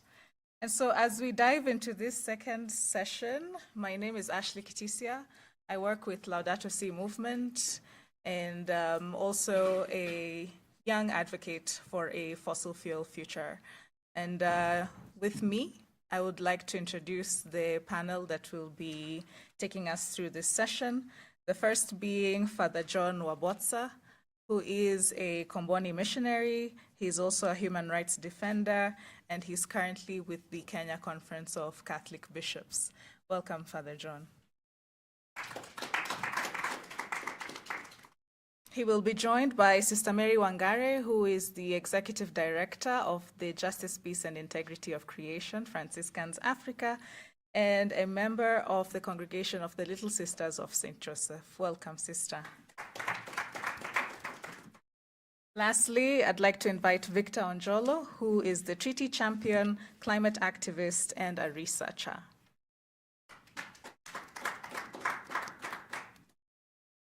So starting with Sister Mary, would you give us a brief introduction about yourself and what you do?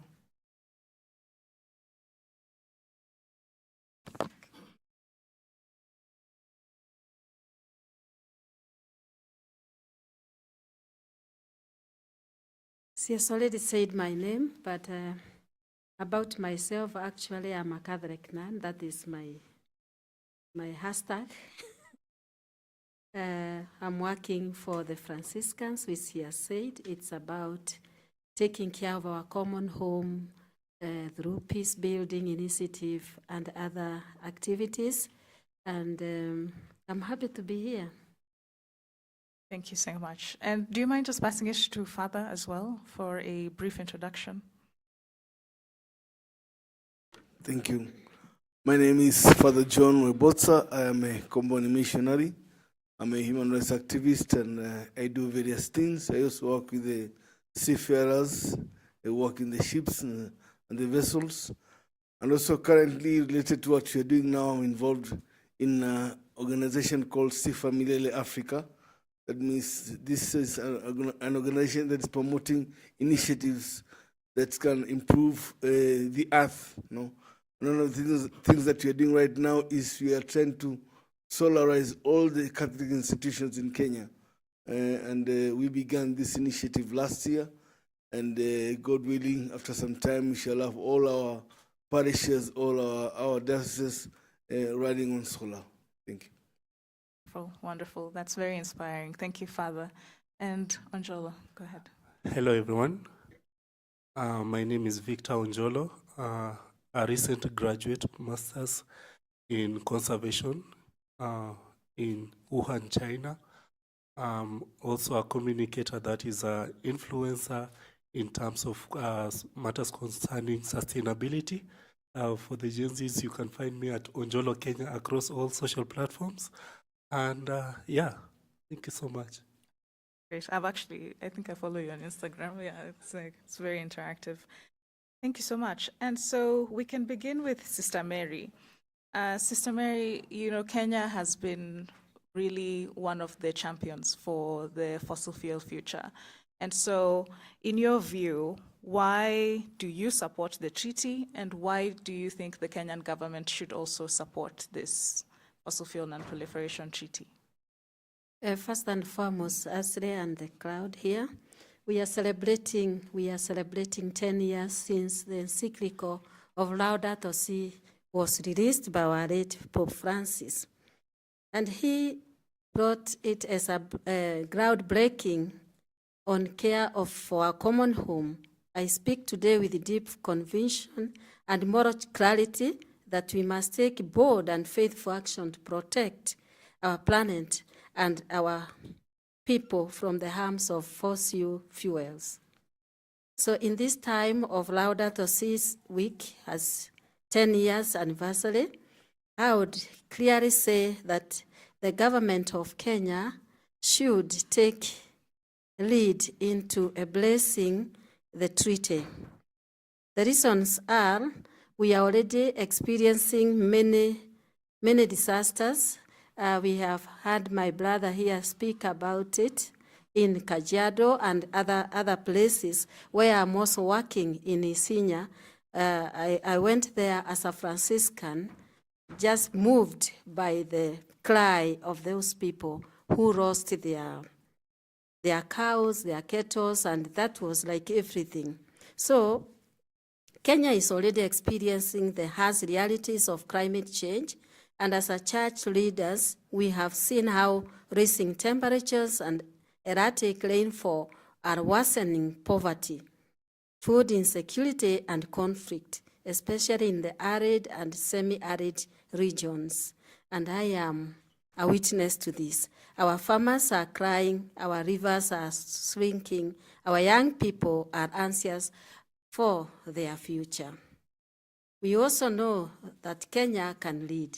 We have abundant renewable energy, as we'll hear from further after I speak. The potential in wind, solar, and geothermal. We have a growing youth population ready to innovate and serve. And we have a constitution that guarantees every Kenyan in the right to a clean and a healthy environment. So by Kenyan government endorsing this treaty would be signaling to the world that Kenya stands for life, for justice, and for future generations. It would be a continuation of our leadership on climate matters, from hosting UNEP headquarters to championing the Africa Climate Summit. The Catholic Church and the institutions in Kenya, including universities, youth networks, and religious congregations, have already taken steps. They have divested from fossil fuels, organized dialogues at Catholic University and other universities, and joined interfaith youth forums to build a moral consensus for climate justice and the treaty itself. Most recently, our bishops, the Kenya Conference of Catholic Bishops, Justice and Peace Department, that they endorsed the treaty. The Justice, Peace, and Integrity of Creation Franciscans Africa is committed to supporting this vision through faith, root, and advocacy. We are urging the government of Kenya to publicly follow the suit. As Pope Francis teaches, true wisdom demands an openness to the reality around us. The reality is that fossil fuels are harming our health, our economy, and our children's future. We urge the government publicly to endorse the Fossil Fuel Non-Proliferation Treaty for the sake of the poor, and for the sake of creation, and for the sake of the future generation. Lack of caring for our common home is building a death penalty to each one of us. Let us not be remembered as the generation that saw the signs and remained silent. Let us be remembered as a nation of courage and conscious. And allow me, Ashley, to give my dear father here, our representative also, to give the practicality of what we are doing, as he said.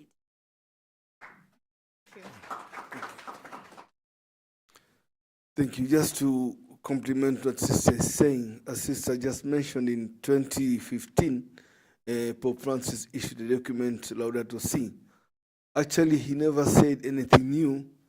It was the first time that the Catholic Church was talking about the climate change was in, I think it should be 1930 something. No, it's a very old, actually 18 something.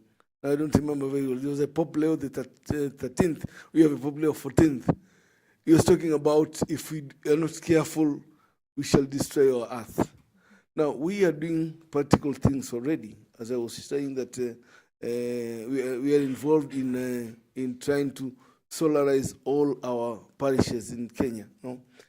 Because we believe in this. You know, when God told us to take care of creation, He knew that we had the intelligence to do that. You know, fossil fuels, they are being depleted, and also their effects are negative to us. But there's a way of having the same energy or better energy without going to fossil fuels. And you're talking about the green energy, and we're already beginning to do that, you know, in terms of solarizing our institutions, our homes, and then also trying also to use electric bikes, electric cars.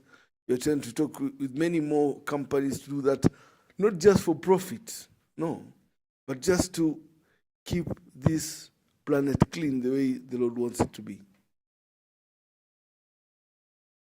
Thank you. Thank you so much.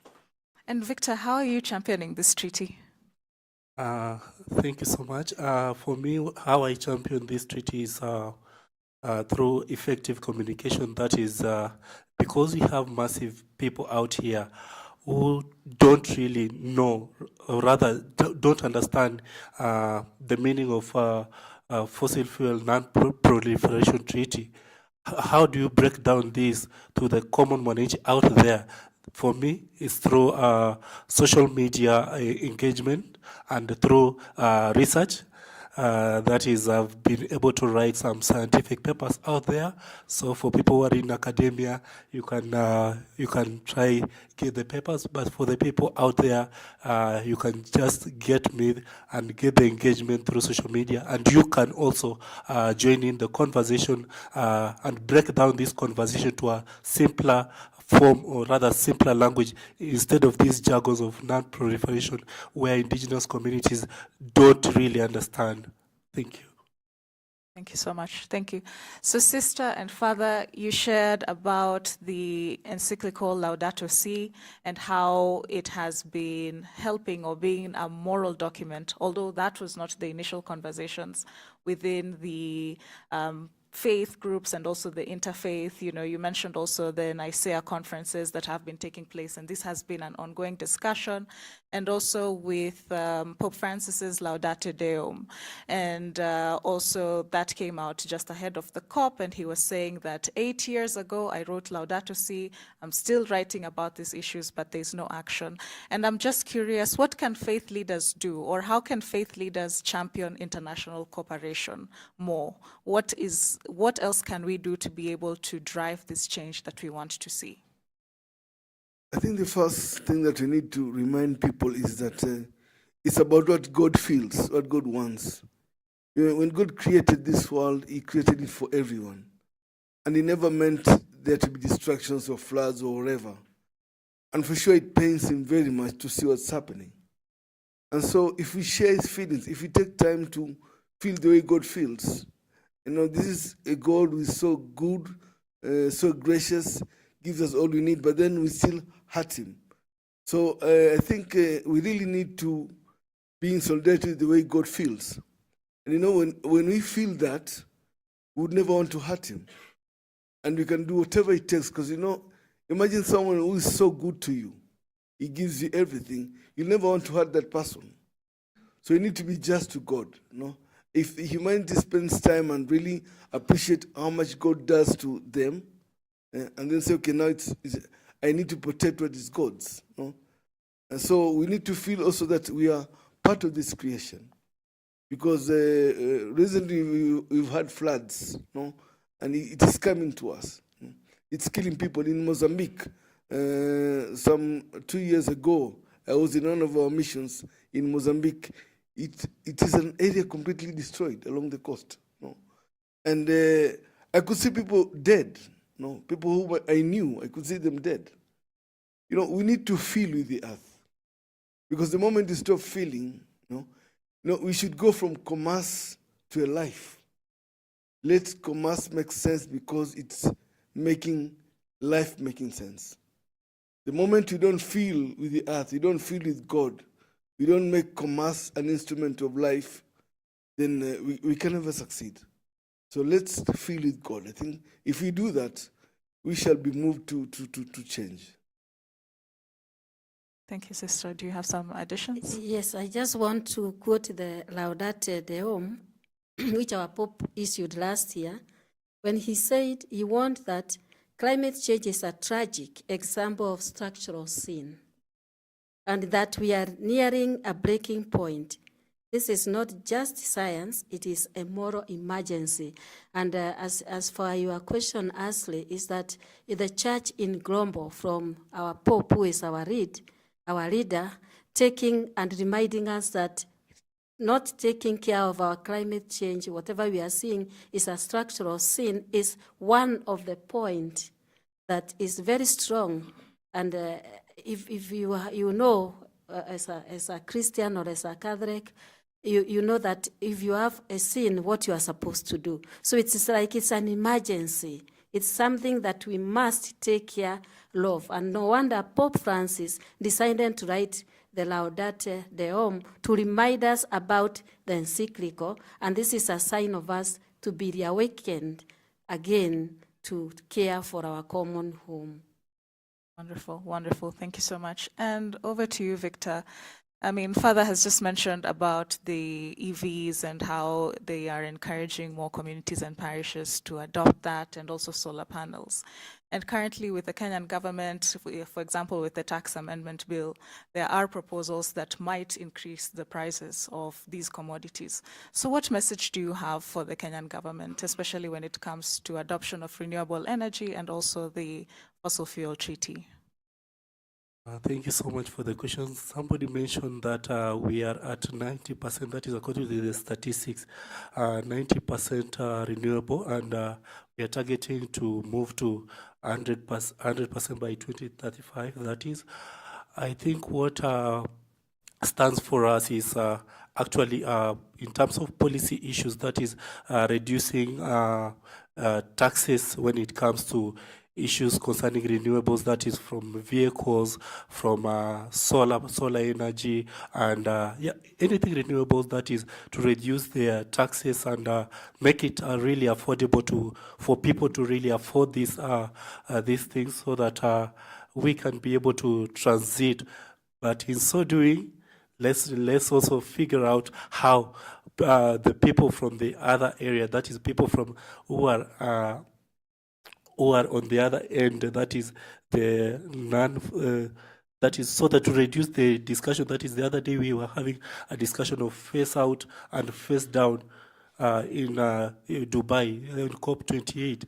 And when we think about this, what do we think about the countries which really depend on the fossil fuel as their major source of income?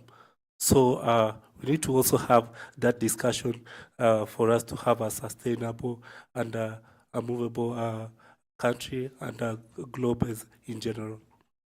Yeah, indeed, it's definitely a question of justice and a question of those who have developed fast to phase out fastest, while also incorporating aspects of reskilling of communities, supporting communities and indigenous and countries who will not be able to develop. So we should not stifle growth as we are championing this future that we want. Thank you so much, Victor, for that. And do you have any call to action for the Kenyan government, especially in terms of the treaty? My call to action is when the treaty will be out, I think Kenyan government should jump in and sign up for this treaty for us to have a sustainable future. Oh, wonderful. Thank you so much. Thank you. And also for championing as a young person and advocating for these very, very important issues. And sister, over to you. Any call to action for faith communities in particular in regards to this treaty? Yeah, for the urgent action is to call upon all of us who are believers to take seriousness on endorsing this treaty, because we have heard that it's a structural sin not to care for our common home and not to care for our people, those that we love. So we must, whom will we be preaching to if they are wiped away by this fossil fuel? So we really need to embrace it, and I would say that through the Interfaith Youth Forum, as Franciscans and the Catholic University, we will continue championing this treaty in various ways. Thank you so much, sister. And over to you, Father. One final call to action. Yeah, what I can say is let's make it possible to go green, because it is possible. We work with finance institutions to ensure that everybody is able to afford green energy. I mean, everybody means everyone, no? Let's have grids in our communities, in our villages, whereby people can just have the energy, can have the solar energy, and pay as little as even 100 shillings a month, no? Because that's very possible. And also we have hydroelectric power. We have companies around here, no? And let's not want to make so much profit. No? We can still make money, and also people live well. So let's just love each other, and let's just ensure that everybody has access to green energy. It is possible, because we've seen it is possible. Yeah. It is possible. Thank you so much, Father. Thank you so much, sister, and thank you so much, Victor. We've heard that, one, destroying the planet is haram. It is a sin, and therefore we must avoid it. We've also discussed the issues of justice, inclusivity also of young people, the fact that also the climate crisis is with us and we are at the front lines, while also considering that even though we are prioritizing development, we should always put people over profit. Now I'd like to open up the conversation to the audience if there's any questions for the speakers, while also taking note of time.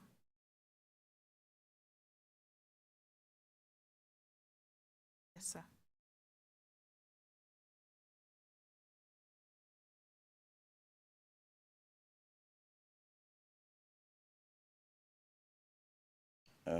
Thank you very much, moderator. My name is Ponciano Dongo. I'm the head communications at the Kajiado County Assembly. I also double as the chairperson for all the public communications officers in 47 county assemblies.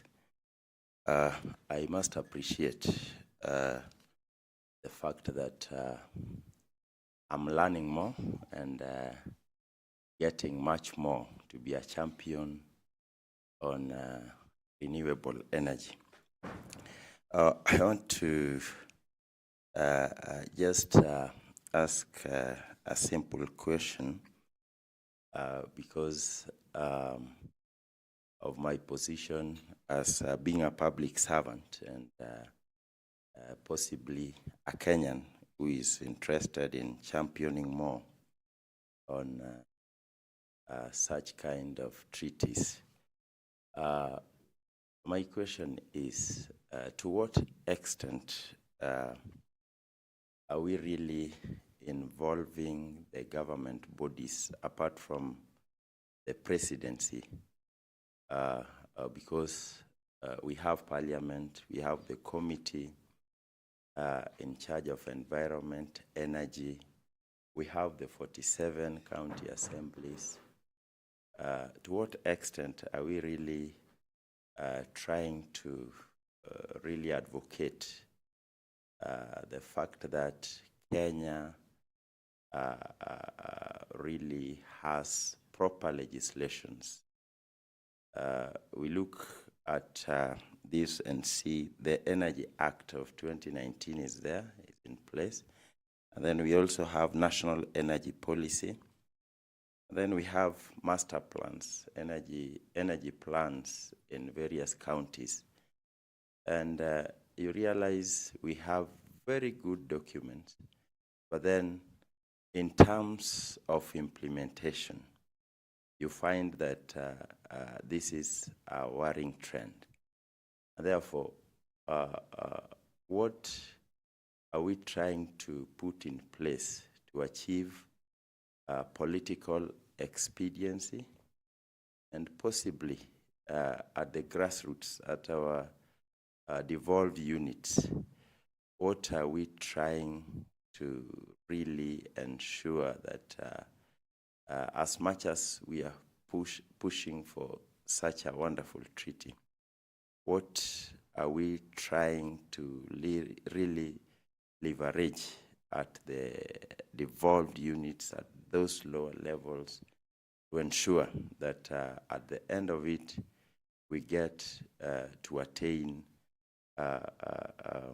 some level of performance and standards.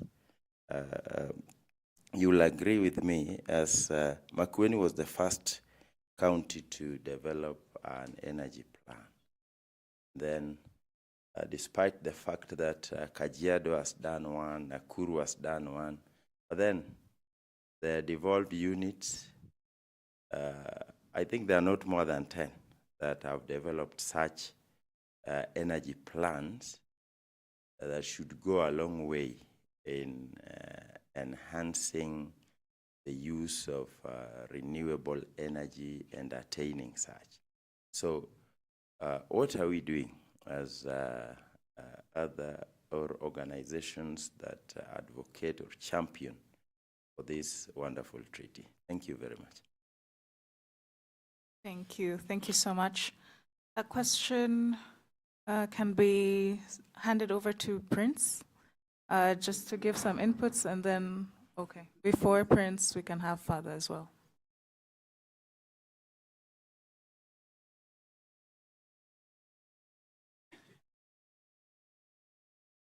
Thank you very much.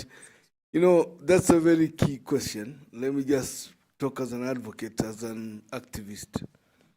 You know, over the years, I've seen that, you know, we have very good structures and plans in terms of green energy from the level of the national government up to the county government. And I've attended really very nice meetings about this. When I was in Turkana, I remember we had a lot of these and many other places. And so much money is spent on that. And even what we are doing ourselves, the government is able to do because they have much more money than ourselves. But truth be told, it's the lack of moral responsibility, the lack of, what do you call it, political will. And then you've decided to be corrupt. That's just to use or steal the money that we should use the right way. You go for a meeting that you spend millions of money for environment and so on, and you know that, but you simply don't care. Beginning from the national government to the county government, no. And if we do not change our hearts, if we do not change our mindset, this will be the trend. Because Kenya, as one of the best, I've never seen a country that really talks well about green energy in Africa than Kenya, and also invested a lot, so much money is put. I went to a meeting with somebody who came there, and they came there just because they had a position, and they were lucky to be there, and they were given good amount of money to be there. But when they went back, the government officials, they care less about this. And it's a shame. So the government has to convert from the national government, county government. We stop stealing these monies. We stop, what do you call it, being corrupt. Then it will work. Maybe now Prince can clean all this up, no? Prince, the mess.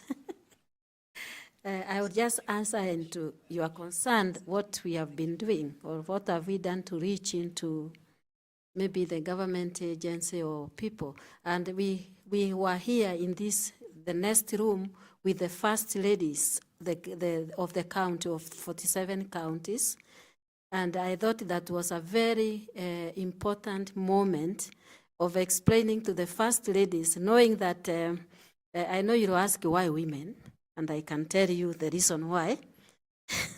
Knowing that these women, they support their husbands wherever they are, and they are the ones who receive the poor to give them food adults and those kind of things. And we thought that if we ventured into the counties through the first ladies of those counties, explain them the meaning of this treaty, and come up with a resolution together on how we can bless it each county, then it will go. So we've already begun that, but I know Prince will actually clean this mess. But it's not that we are not doing anything. But also on policy level, I know there are so many documents, as Father has said. Let me also speak as an activist. Do you allow me? Ask yourself why the government of Kajiado did not reach to Isinya or Eporos, where people were dying. It is the church. It's me, a little one, who went there to hear the cry of those who are dying, who are crying because all their cattle were dead. But in the government, we have policies. People cross themselves into the big hotels and make policies. But when do they go to that grassroots level and touch the life of those people who need them? Very rare. I am 20 years in this work of advocacy, but it's very rare until the church or the other faith like SUPKEM will come in to listen to the cry of the poor. Okay, to me, on 2020, I was involved in a research on ESG issues, that is the environment, social, and governance issue, where I featured SMEs and MSMEs.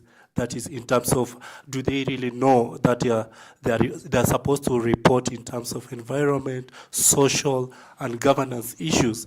And to the surprise of the study is that most of these SMEs and MSMEs didn't know that they have to report matters concerning the environment and social and governance issues on their, yet the real issues about ESG really happen in their niche. And most of banking or other financing sector, really, if you report on these issues, they are ready to offer you some of grants and some of the opportunities for you to be able to catapult your initiative. That is in terms of, for example, for environment, that is renewable energy, waste management. For social is in terms of capacity building and any more other issues. Then on governance, that is in terms of gender issues and more. So I think when we speak about such things, because on the recommendation part, I was able to suggest that is we need to push this conversation on ESG for the SMEs and MSMEs to adopt, so that at least we can be able to catapult the conversation of such as the fossil fuel non-proliferation. Thank you, and I thank you to Papa. Thanks, Ashley. Thank you so much, Ponciano, for a great question.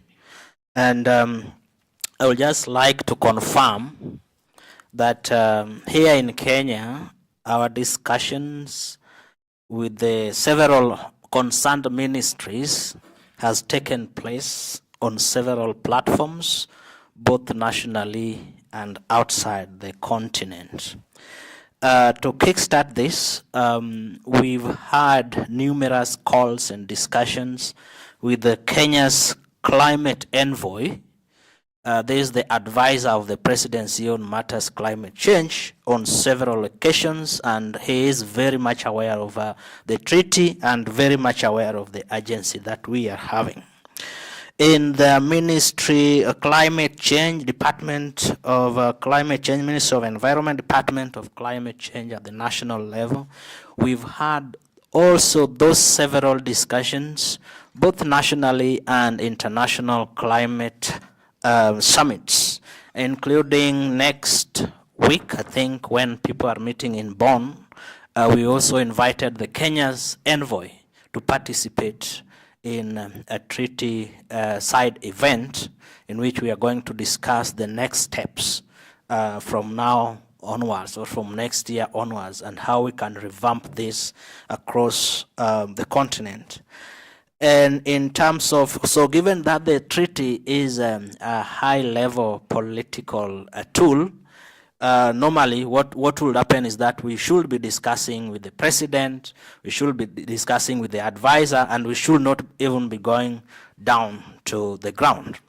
However, at the treaty we have a theory of change that entails the citizen participation and information. So once in a while when we get to engage with the citizen, and of course Odongo Ponchiano comes from Kajiado County, one of the counties that we had approached, and we met there and discussed things, how we can move forward. Those things are still not moving forward. We also go to other counties to see how we can just support what is happening at the national level. However, given that a policy tool at the national level should also be a government priority now to inform its populace on what they are signing up for. However, we do encourage, as well as our partners, the JPIC, the Laudato Si, those who are also dealing with the themes and goals associated with the Fossil Fuels Non-Proliferation Treaty, to continue that good work on behalf of the government, on behalf of the treaty itself. Outside Kenya, we've had various talks with Ghana. Actually, Ghana is moving faster than Kenya, even though the talk with the Ghana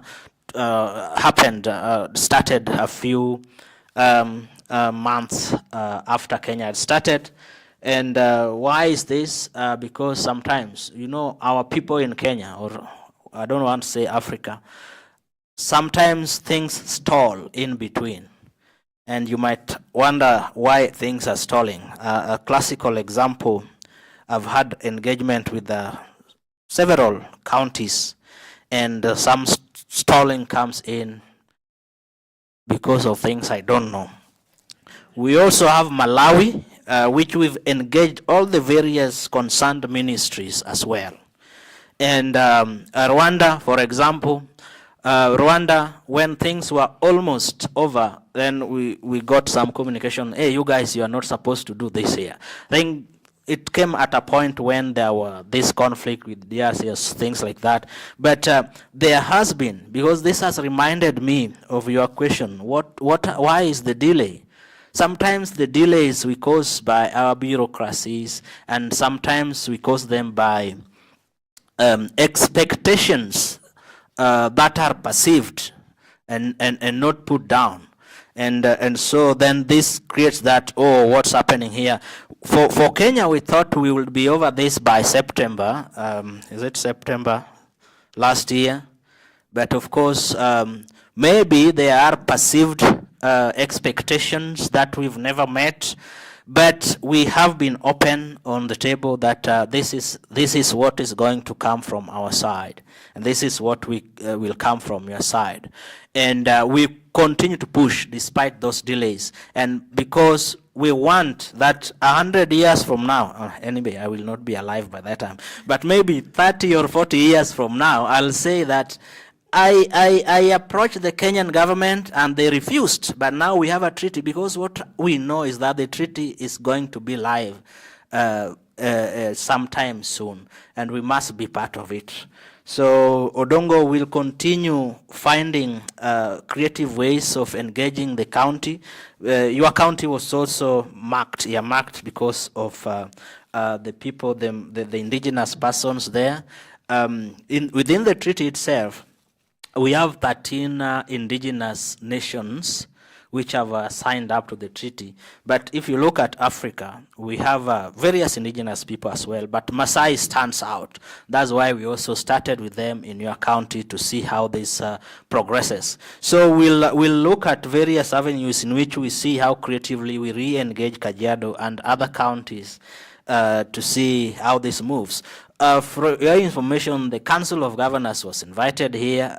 I don't know if one person represented them or not, but those are the bottlenecks that you open the doors, then some close on themselves. Thank you. Thank you so much. Thank you, Prince. And I think that brings us to the close of this session. Thank you so much to our panelists. Can we please give a round of applause to our panelists, please? Yes, we will have a session, an informal session after this, where you can approach the speakers and also ask them the questions that you have. So thank you so much. Please do hold on to that question and address it after this. So thank you so much also, dear Father, Sister, and Victor, for the great inputs, and also to all the listeners, participants, partners present here, for all the great work that you do in terms of championing this treaty and in terms of all the collaborations and stakeholder engagements towards making this treaty live. I like what Prince says, that the momentum is building, and we must continue to sustain that through our strategic partnerships and our actions, and also through dialogue. So before we close, I would like to invite all the people present here, as well as the speakers, to have a group photo. We'll be guided by our photo people here. And then also, we welcome all the journalists present to continue engaging with the speakers.